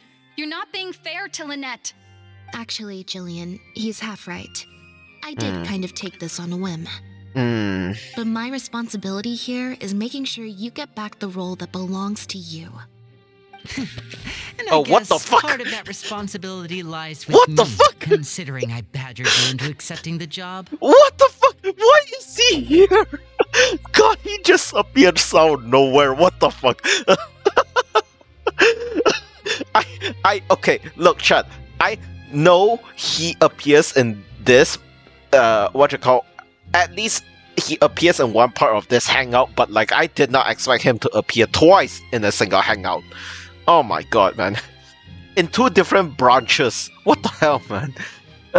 Anyways, did you bring all your props? Look who decided to finally show up. Sorry I'm a little late to the show. Work's been keeping me pretty busy lately. Can someone clip that? I was genuinely appalled or taken aback when he showed up. It's just so random. What the hell? Lenny? What do you want? Do you think you can snap your fingers and make all my problems magically disappear? The answer is yes. That might be a little tricky. Damn. But instead, I could make something else magically appear. Oh? What the hell? What's this? A draft complaint letter, my contract, your legal fees, reimbursement for the tickets, and an advance on the penalty fee for breach of contract. Wow, that was quick. Mr. Mariyu, I'm stepping down from the leading role, regardless of whether you choose to cancel the rest of today's show. If you do suffer unforeseen financial losses from this, you're free to seek damages as per the contract. And if you want to file a lawsuit, there's a draft here that you can use if you need it. Wow, that was quick. What the... I can't believe this. You're literally handing me a lawsuit against you with a straight face. Man. Yes. Of course. All this Mora, it's a pittance to you, isn't it? Must be nice to have the luxury of prior success and fame. Look at us. We're huge stars. One minute we want to go on stage. The next we feel like backing out of the contract. But that's okay. We're famous. We can afford it. You have no respect for other people's work. You're treating other people's hopes and dreams like a big joke. Oh boy. You don't give a hoot how much this show means to other people. You don't even care that the whole production might have to shut down because of you. That's not true. I do care. And I'm under no illusion as to how much this show means to you. Oh, brilliant deduction there. Of course it means a lot to me. This is my show. That's the only reason I asked you to be in it in the first place. Really? Then why do your eyes tell a different story? The way you look at me, it's full of contempt. Almost as if I've destroyed your work of art. What? What the hell? Interesting, I actually didn't know that. What? I would never think that. A couple days ago, I asked some associates to do some digging for me. I was interested to know who else you invited to play the lead apart from Lynette. Surprise, surprise. Turns out that all the other famous actresses you asked either had prior commitments or weren't a good fit for the role. They all turned you down. And I would have turned you down too, if not for an unlikely set of coincidences. You didn't send those invitations because you were looking for a better actress than Jillian, but because your investor wanted a big name in your show, right? Director Mariyu. It's clear as day that Jillian is an outstanding actress, but fame was the key factor that she was the one thing that she didn't have. To get Maloney on your side, you chose to make Jillian the understudy, and then look for an opportunity for her to take the lead. But then, Lynette actually accepted your invitation, and her acting debut was sure to attract attention. I bet you were torn at first, weren't you? Do you stick to the tried and tested formula? Choose Lynette, use her celebrity to get the critics on your side so that you and your investors can line your pockets? Or do you choose Jillian, so that you and your longtime collaborator can stage the show of your dreams, the original, unedited version of The Lost Puppet? Whether you did it because of pressure from investors or because you were lured in by the money. Ultimately, you betrayed yourself by choosing Lynette. Oh, I didn't. I didn't betray myself. Are you sure about that? You mentioned prior success and fame earlier, but you're a well-known director yourself, with countless works to your name. Wouldn't that make you successful too? Or maybe, deep down, none of your current achievements really count as success to you. Right now, you have an opportunity to send Jillian onto that stage and perform the second half as you always imagined it, faithful to your original script. Your work would be displayed for all of Fontaine to see in its true, perfect form. Did you say perfect? Will you keep pursuing a kind of value of success that you don't even value at the cost of your own artistic integrity? Or will you act now before Maloney and the critics can protest and make your dream come true on the stage? And Jillian's dream. In fact, the dreams of the whole troupe. The whole troupe? Yes. Director Mariyu? Actually, most of the money Lenny brought came from us. We all chipped in. We've worked with you for many years now. Your troupe has been here for you all the way from the empty theaters where we first performed to the opera house today. We watched as you slowly started down a path you used to despise. The path of powerful connections, drinks receptions, backdoor deals with critics, and collaborations based on fame instead of talent. But this is just a temporary measure. I did it for the good of the troupe. And besides, this is how the whole industry works. Everyone else is doing it. Yes, we know. Back when you started, you had to bite the bullet and do these things to keep the troupe afloat. But then what happened? You began to embrace these methods more and more, becoming so reliant on them that every show you put out is overhyped by the media, and every script you write is edited to suit some celebrity's needs. Oh my gosh. Isn't this Hollywood when you think about it? Surely you must have noticed what's happening. While we've been performing at bigger and bigger theaters with each show, the applause is getting quieter and quieter each night. And the criticism from people who've seen the show is growing. Maloney's friends are sycophants. They don't care if the audience is disappointed because the show doesn't live up to their glowing reviews. They praise the things they like and skirt around the things they don't. Look, I know everyone's using the same promotional tactics, but does that really make it okay? Well, it's just a stopgap solution. As soon as I've made enough Mora, I'll stop. Things will be different next time. I promise. This does not bode well with me.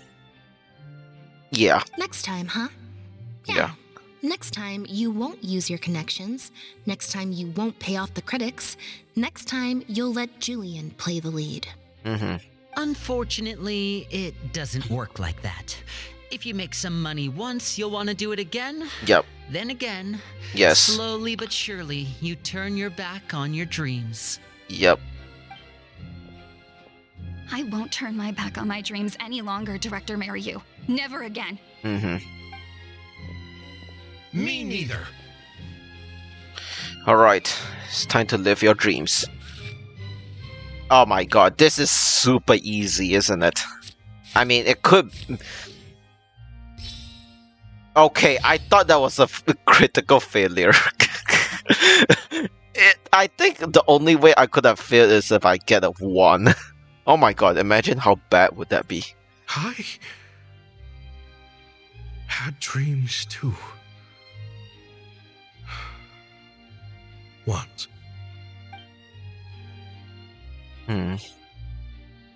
Amidst the rubble.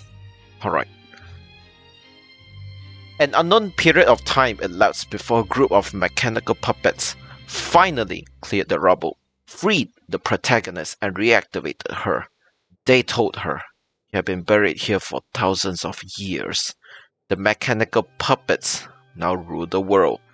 It turns out that the puppets who had started the uprising were none other than the protagonist's companions, whom she had rescued all those years ago. The protagonist was now revered as a hero by all of puppet kind. The mechanical puppets ask the protagonist what she wishes for, but she only wishes for one thing. Huh. The plot here seems a little different from what the reviews said. The protagonist wanted to return to the stage, so the puppets replaced all her parts with the latest ones available, built her a grand opera house, and summoned a huge audience. And in the end, she forgot herself amidst the applause and cheers of her fellow puppets. Hey, no spoilers! Huh? Wait, hang on, that's not even what's happening. The set has changed back to the one from the first act. Interesting. Oh, Archons, please let this work out. No need to be so nervous, Director Mariu. We only told you Lynette would be quitting the show to get you to make a decision. We wanted you to believe that this show would have to end after today, no matter what you decided. But in truth, I believe that if we choose our words carefully, there's no reason we can't get Maloney to come around and keep the show going. Lidney is putting his experience at fooling people to work. You two should definitely give it a touch. Yes. You really thought this plan through. But I'm not upset about what you've done. What's worrying me now isn't how Maloney will react or whether the show will get cancelled. It's the audience. I've always thought the original script is better, but will it move them like I've always hoped? When Jillian does her curtain call, will they applaud her? What if people only came to see the show for Lynette? And because of the reviews, what if they don't really care about the show at all? It feels like I've been hiding inside my safe little castle for too long. And now I'm scared to go outside the walls and hear what people really think. We're right here with you. We'll watch it to the end. Man. Lidney. Fucking hell, man. Can I find a person like Lidney? Honestly. I fucking love him. Amidst the Ruins, original script. Act 4. The protagonist rejects the offer of puppets to offer of new parts and a grand stage built in her honor. Her only wish is to see her companions again, but she's told that they give their lives for the revolution. Their bodies lie buried in the ruins where they first met. The protagonist returns to the ruins alone, to where her journey first began. He performs one last dance before the graves of her companions. Her circuitry burns out, her parts became loose and falls from her body, but she keeps dancing until her body completely shuts down. It has taken her thousands of years, but at last she has finally found a reason for dancing. Wow. Okay, this ending is much better. I love how they brought back the set from Act 1 and gave it a whole new meaning. What a fantastic twist. Lynette with the... Oh my god, her ears. Goddamn. Time for the curtain call. It's the moment of truth. Will the applause continue after I take off the mask? I could always leave my mask on. No one would ever know.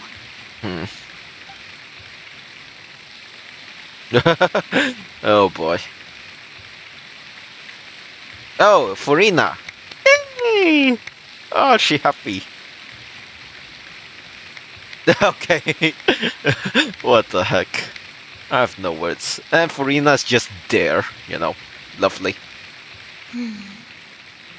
This is what fame looks like. When it's truly deserved.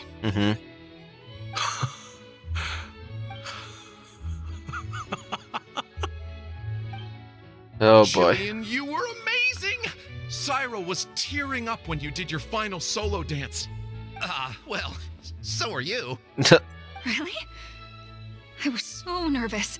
My legs felt like they turned to jelly. What looked like an actor unsteady on her feet was in fact a poignant expression of the protagonist's frailty in her last moments. Or whatever. Oh no, I can't take any more of that.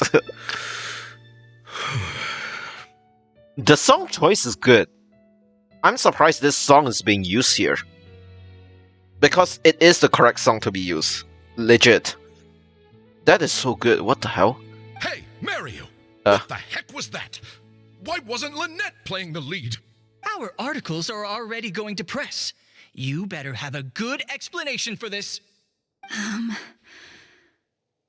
It was my... Hey now, it was all of our... Hold on. Oh. The decision was mine, and mine alone. They had nothing to do with it. If you have any concerns, gentlemen, then please direct them to me. Marry you? So it was you? Well then, I trust you'll have no objection to me pulling the plug on this production. Time for Act 5. Director Mariu, Mr. Maloney, what on earth is going on? Why was Lynette not in the lead role? It took a lot of convincing from me for her to accept the role, and I had to turn down some big work opportunities to come and watch her performance today. You have some explaining to do. Angry Lindy is actually cute. That is so funny. Lenny, it was all his idea. Marry you. Explain yourself. Wait. Huh? Blinny, as a matter of fact, this was a piece of performance art. In this play, the masks and costumes serve to obscure the differences between characters, and by extension, the difference between human and machine. We took that idea to the next level with an actor swap, blurring the lines between one performer and the next. So it's in service of the ambitious artistic goals of the production. What? The way Lynette says that line is so funny. What the hell? It's similar to deceiving the audience in a magic show. We employed this technique as a means of breaking the fourth wall. It allows the audience to more intuitively understand the cognitive dissonance felt by the protagonist as a machine trying to reconcile the notion of her humanity. The audience's experience mirrors the protagonist's own confusion and becomes part of the artistic performance itself. Hold up. What is this nonsense? Oh, I see. Well, bravo, Director Mariu. You even had me fooled. Okay. That's probably more because you just don't really understand avant-garde art very well, Lenny. Okay, Lynette. Okay, I see what they're trying to do here. They're trying to say that the critics and yeah, they all don't have a taste in art. Basically, this is what. God damn it. Lynette really be saying L plus ratio plus skill issue to the investors, literally. Maybe so, maybe so. Well, perhaps it went over my head, but I'm sure our experts here saw the whole thing coming a mile away. Oh my gosh. You must have worked it out by the end of the first half, surely. Mr. Amory, I just heard that you managed to write your review after just the first 2 acts. I'm pretty sure that will help director Mariu by setting future audiences up for the surprise twist at the end, yes? Yes, you're right. Director Mariu and I are old friends. You should have said something. Then I could have played along even better. Yes, well, to deceive the audience, you must first deceive your closest companions. That's one way to say it. I have to give credit to Lynette and her experience in performing magic. That's what inspired me to take my art to the next level. You mean your show was partly inspired by Lynette's background in magic? Well, in that case, I'll have to plug it to everyone I know. Hey! Unfortunately, I think Mr. Maloney is going to cancel the show. Oh no. Cancel the show? Mr. Maloney, is this true? While I accept that deceiving the audience in the manner you did certainly has artistic merit, this is not a magic show, and we don't want our audience demanding their money back. A very valid criticism, and one that I humbly accept. If that happens, we're prepared to reimburse and apologize to any audience members who weren't satisfied with the experience. But based on their reaction today, I think that's what most people want to see. It's an excellent piece of theater and not celebrity cameos. Plus, it looks like Jillian is better than me at delivering the excellence people want to see. I'm sure audiences will be very happy with the show if she's allowed to stay in the leading role. Some reviews have said that Lynette's gave the performance of the year. Wouldn't you say Jillian's was the performance of a lifetime? Maloney, I believe there should still be time to tweak my article. From the look on Lynette's face, I think she's being sincere. Oh, one other thing. We managed to get a meeting with Lady Farina earlier. All thanks to the Traveler's reputation, of course. Anyway, she agreed to write a review focusing on Jillian's performance and the quality of the show as a whole. She promised to give her honest opinion. And I'm sure today's audience will be discussing her performance too. There's sure to be a variety of opinions. What about you, Mr. Curtin? How would you rate this show? Oh, I mean, art at its finest, clearly. But I'll have to give it some thought before I decide exactly what to write. Oh, of course. Always good to put some thought into these things. Especially now, with a growing range of voices out there. I imagine competition for readers becomes more fierce when everyone's discussing the topic. Corentin, Amory, let's go. They aren't happy, but yeah. Okay. Well, I guess that's something. I like that Linny just butts in and just say, hey, I want to act as the bad guy. Oh wait, never mind, I want to be the good guy. Do you think this move needs jazzing up a little? Not jazzing up, per se. I was thinking more like break it down, you know? Cool, I guess. Anyways. Gina? You snuck in? When? I thought I told you no visiting me at work. I'm sorry, Jillian, but I had to come.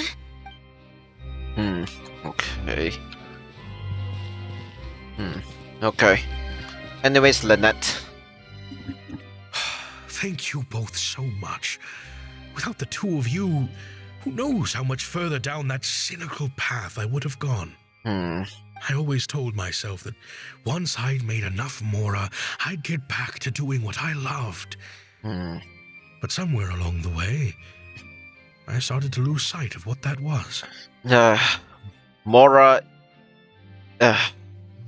I mean, when you say that, when you say you made enough Mora, you'll be going back to do what you love, that never works out. I can promise you that. Just like those critics with their dishonest reviews, I became all about the trappings of success. At the expense of the art itself. At least you came to your senses just in time. And you've got an amazing group of talented people behind you, you know. You're right. Yes. I'm a very lucky man. Anyway, enough about my problems. What are we going to do about the threat letter that Lynette received? I've been looking into it a lot over the past couple of days, but it doesn't seem like it was one of our competitors after all. Oh, right. Ah, yes, about that. Yes. Lynette, do you have a moment? Wait, you're Jillian's sister, right? I'm sorry. Gina insisted on coming to see Lynette. I couldn't stop her. Lynette, I'm sorry! Oh boy. Okay. I think she's just unsure which much to use in this situation. Never heard of it. Alright, well, this should be easy. Come on now. There we go. I mean, we could have fucked up badly. Me neither. Wait. But...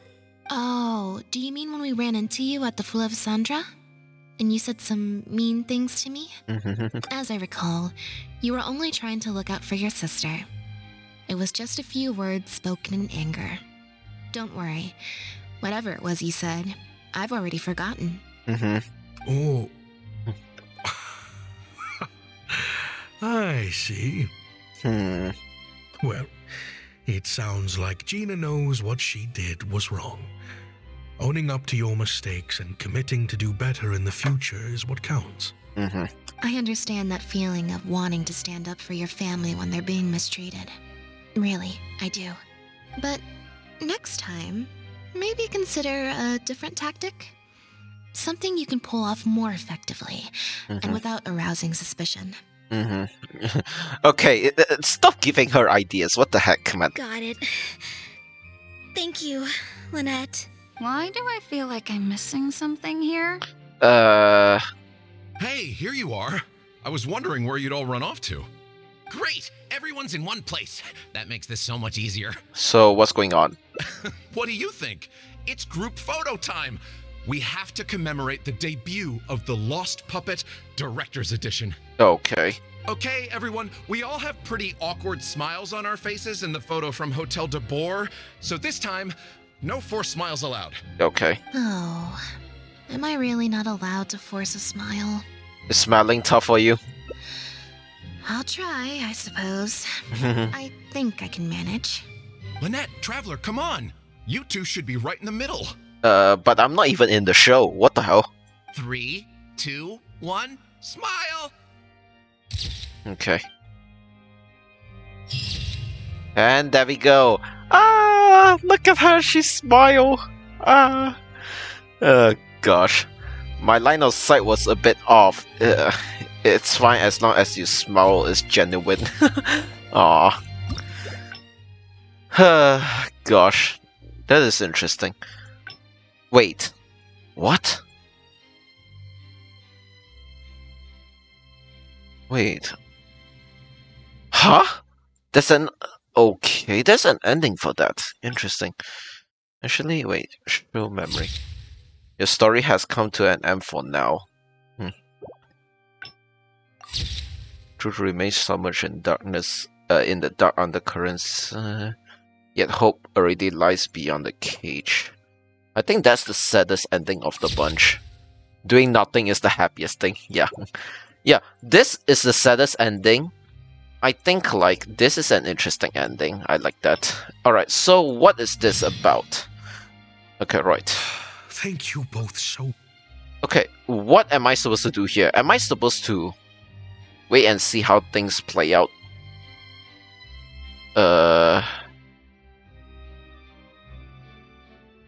Wait, can I just gacha the shit out of this? Gacha the shit out of this. Like, if I get 2, 1. Wait, 1 is 6. Oh. Never mind. Even if I get 1, I'll be... Never mind. Well, this is, never mind.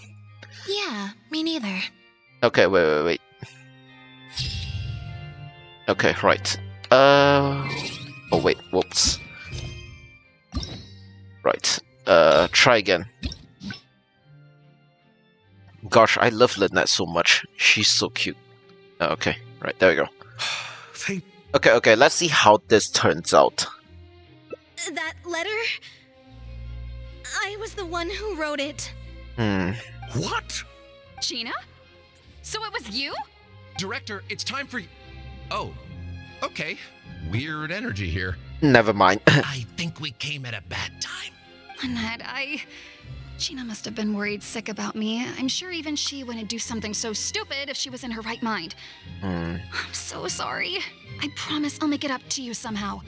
Jillian, no! This is completely my fault, and I'm the one who should have to bear the consequences. I got the wrong end of the stick and completely misjudged Lynette. We shall hear what she has to say first. Well, since I haven't actually suffered any losses, seeking redress could be difficult. redress. Maybe we could just let this one slide? Really? Are you sure? After all, Gina wouldn't be the first person to ever misjudge me. Right? True. True. In any case, I think we can all agree it was a misunderstanding and nothing more. No need to overcomplicate things. But still, I was wrong to write that letter. I should own up to my actions, make it up to you in some way. He seems pretty insistent. If that's what you really want, then how about helping out backstage? Huh? Backstage? The crew could always use an extra hand. Plus, it'll give your older sister a chance to keep an eye on you and stop you getting into any more trouble. Thank you, Lynette. Really, thank you so much. Wait, that's more? Oh, okay. Oh, hey, you're finally awake. Is it? I'm so much more at home here in the audience. I get to sit on a comfy seat, and I don't have to activate my energy-consuming modes all the time. Sounds like Gina's got more than she bargained for out of that backstage job. Anyways, you gave her a supporting role in the play too. Mary said she's a very promising young actress, and she has natural chemistry with her older sister. In their capable hands, the show doesn't need me to attract an audience anymore. Phew. Freedom at last. You don't feel even a bit disappointed? Fame is more trouble than it's worth. I'd rather leave that side of things to my brother and the others. Of course. I'm happiest when I get to sit in a quiet place, watch them do their thing, and cheer them on. Like what you're doing now? Yep, exactly like I'm doing now. Oh gosh. Okay, this is a good ending. Ah, look at that. A seat in the audience. Where there is someone performing on stage, there'll be others clapping in the audience. Oh! Oh, we're here. Oh, okay. So long as the audience thinks that seeing is believing, there's no limit to the number of tricks I can pull off. Huh. Okay, that's interesting. Alright, there we go, chat. There we go. And that's it. I think I like her Hangout quest a lot more than Cherry's, you know, what you call, story quest, if I'm gonna be honest with you guys. So, yeah. I like this. I genuinely like this a lot. Yeah. Alright, there we go. 1165 achievements. We are hitting the ceiling soon. We have like 30. Oh, 30. Okay. We got 30 more achievements to get, and mostly they are related to the hidden commission achievements. So yeah. Okay, right. Okay, right, chat. Well, that's certainly something. Yes, it is the best Hangout quest ever, honestly. I love the diversity in what was going on in the in this Hangout quest, if I'm gonna be honest. Like, just look at this. Like, just look at this. You have a decision between obviously going to the show or, you know, help dealing with the cat. And the cat itself has other... Oh my god, man. You know, like, the cat has like two branching paths. You have the one that helps you solve the case itself, apparently is the longer route. And then you have one that is, you know, solving it halfway. Oh gosh, this is mad, honestly. And then you have this diverging paths. This is cool, you know, like I like this, you know. I like this. This is cute. She cute. Ether is also cute too. Like, you know, like I like this honestly. And then, yeah. Gosh, I really love this so much. Gosh. But yeah, like, gosh. You know, like, I love it so much. I'm gonna be honest with you guys. I wish that, I wish that she just gets an Act 2 Hangout quest, honestly.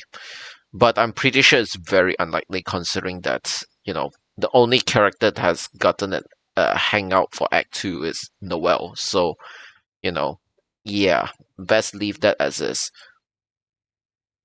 But I was not expecting a double cameo from Linny, you know, literally appearing in both timelines.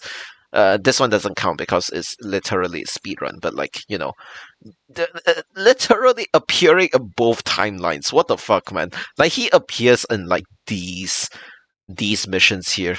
It's actually funny. Like I did not expect that, honestly. But yeah. But yeah, like I like what was going on, honestly. One of the best ones. We'll see how it goes. Yeah. But legit, I love I love her. Look at her. She cute. She cute. You know. But yeah. Alright. Anywho, chat. I think that's the end for this stream. Yeah, we're done. Yeah, we've completed everything once again. Oh boy. But yeah. Completed everything once again. But we still have the event quest. We'll do that once everything has been released. But for that to happen, I think we'll just, you know, leave it as is. Honestly, yeah. Time for distractions. Seriously, you have a great magician standing right here. You don't want to miss the best part, do you? Oh yeah, shit, I just forgot. Like, there is a literal... Yeah, what is this about? You know, like, I want to see what this is about. How much am I getting? 16. I didn't even know what I was pulling for, actually, but never mind. I mean, I guess next time I can decide if I want to do something by pulling a number, I guess. You know, getting from 1 to 20, you know. Right, anyways. I want to sleep. Okay. I should really go and sleep. Yes. But yeah. We are done here. I like this gadget. This gadget is interesting. Really? 16. I wonder what my dear sister Lynette is doing right now. Missing me to death, I'm sure. Look at them.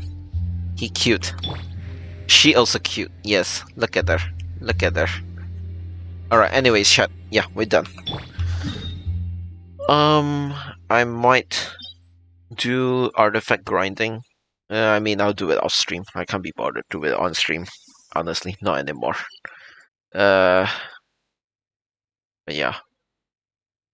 I guess right now, like, we have done absolutely everything in this game. Once again. Yes. We can... I think we will try and do... in terms of what we'll do tomorrow, I honestly don't... Oh, right. I'm not streaming tomorrow. Right. I'm actually going on a dinner tomorrow with my sister. So, yeah. We'll just leave it at that. Yeah. In terms of what the next stream will be on, I think I'm gonna do... I might actually do TCG. I might actually continue doing TCG. Yeah. Keyword is might, because I don't know. I don't know if I can be bothered. That's the thing. So yeah, we done the contents of this game. Honestly, well, I mean, I can't say I did not expect that, but yeah, that's about that. Honestly, we are done. All right. Oh boy, I want to sleep. Man. I don't know, I'm just looking at the ocean, looking at everything, honestly. But yeah.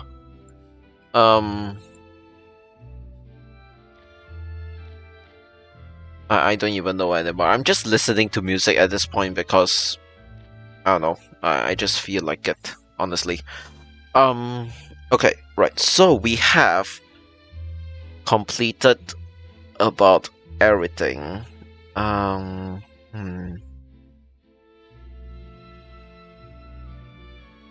What is today's item that I need to look out for actually? Oh, I actually don't need that. Ah, you know what? I think I'm just gonna grind it on stream, I guess. Alright, whatever. Yeah, let's just do this. Alright, I'm not using Linny, I'm actually gonna use Devilet for this, just to make it easier. I need to farm for Linny, honestly. Because any extra what you call artifacts will go to Linny. So I think it makes sense. So yeah, not this team. I want friendship. Alright, anywho. Alright, so we're gonna end the stream once we spend our condensed resins. Alright, cool. God, I like that Lynette just fucking destroys everyone. God. Maybe she has something that's, I mean, like, I mean, what am I talking about? Obviously, she has something in common with Linny. Gosh. Why do I like fictional characters? I'm saddened, honestly.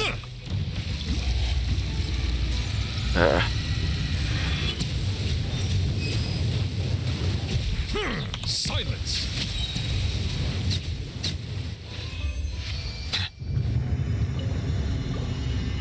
Alright, give me something nice, please. I swear. I mean, technically it's good for Linny. Yeah, it could be good for him. And this one not so much. That one's sad. Alright. Anywho, moving on. Round 2. We still have 3 more to go, so yeah. Bow your head, the tides beckon. Okay, what was that?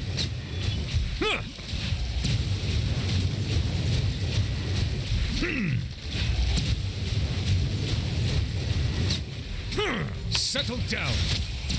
Okay. Let the mighty be humbled. Oh, okay. Alright, well. Alright then. Bada bing, bada boom, what do I get? Please tell me something nice. Ooh. Okay, that was unfortunate. That one is not as fortunate. Never mind. Okay, moving on. I really want Linny's weapon, honestly. Silence.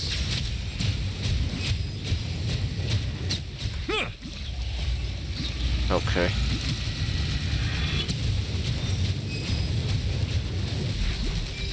Bow your head. The tides beckon. Okay, there we go. Oh, what the fuck? Oh, hi. And he's got the diamond. Again.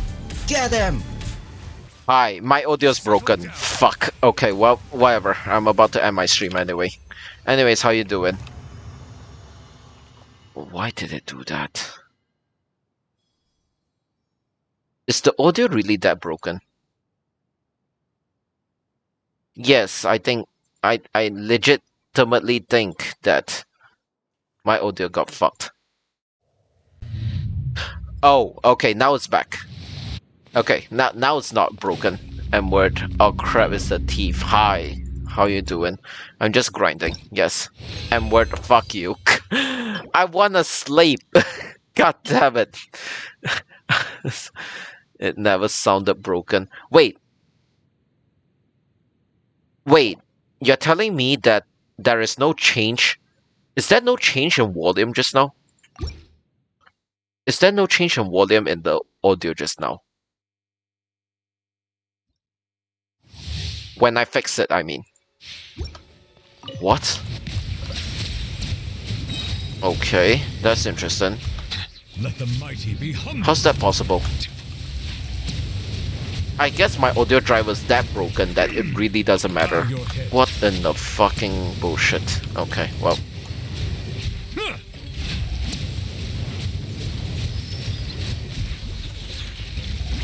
Oh, okay.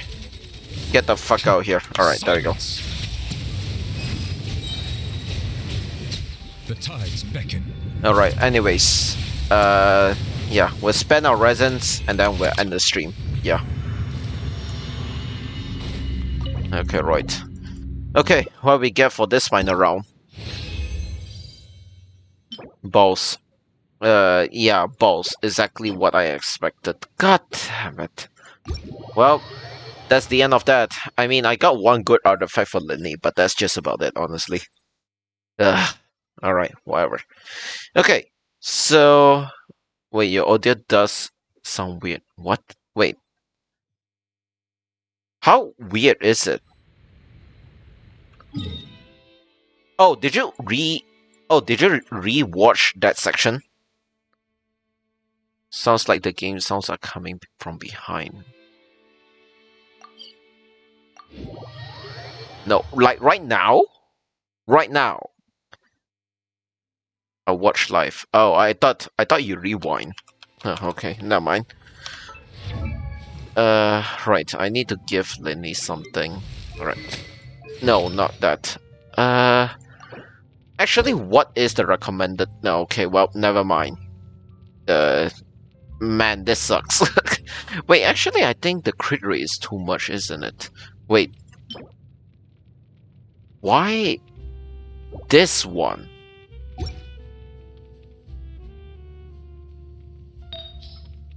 Oh. Okay, why do I have this then? Weird. I still don't really know how to build him, so I don't know. I mean, I'll need to actually go and look up then, to build him. Oh, whatever. Let's see how it goes. Oh god, this one's a terrible one. Yeah, I need to build him. Oh yeah, right. His talents are not. I have the money. Could I be bothered? No. No. Maybe some other time. Right now, I just want to focus on actually both them. Yeah, these two. I think it's a good investment, regardless. Yeah. I'll see how it goes. I have the money. Me. Oh no. That's not what I meant. God damn it, man. Alright, whatever. But yeah. Stats are kinda shit. Whatever. Alright, chat. I am gonna go sleep now. Alright. I've done everything in this game that I can do for now. I mean... Oh yeah, the next stream is... Not tomorrow. Saturday, we'll do Spiral Abyss. Yeah. We'll do Spiral Abyss on Saturday because... Yeah, it's gonna end. Whatever. We'll do it Saturday. Actually, am I even in on Saturday? What am I supposed to be doing on Saturday? Probably nothing important. If it's something important, I would have remembered it. Oh well. I guess that's that. Alright. Alright. Let's find someone to raid. Or something. Moving on. But yeah, hope you guys are doing well. I assume Chicken was doing Spiral Biz just now. I mean, it kind of makes sense. He usually does Spiral Biz near the end of the cycle. So yeah. Alright, we're gonna send you guys over to Fork Knife. The only person online right now is Radiant, so you know I'm just gonna send you guys over to him. But yes, I enjoyed Lynette's Hangout quest a lot more than Chiori's story quest. Honestly, Chiori's story quest is like, you know, interesting. I like the domain design, but Lynette's Hangout quest itself is special. I think it has a special place in my heart. So yeah, I think I'm gonna give more points for her, honestly. And also as Lynette, of course, I'm gonna give more points to her. But yeah, have a good one, chat. Say hi to Radiant. I will go to sleep. It's fucking 12:30 a.m. God damn it. That Hangout quest took nearly 4 hours. Oh my gosh. Well, I guess that's cool, I guess. I mean, we got to spend more time with her anyway. Alright, anyways, I'm done. See you guys on Saturday. Alright, not tomorrow, Saturday. Alright, take care. Bye.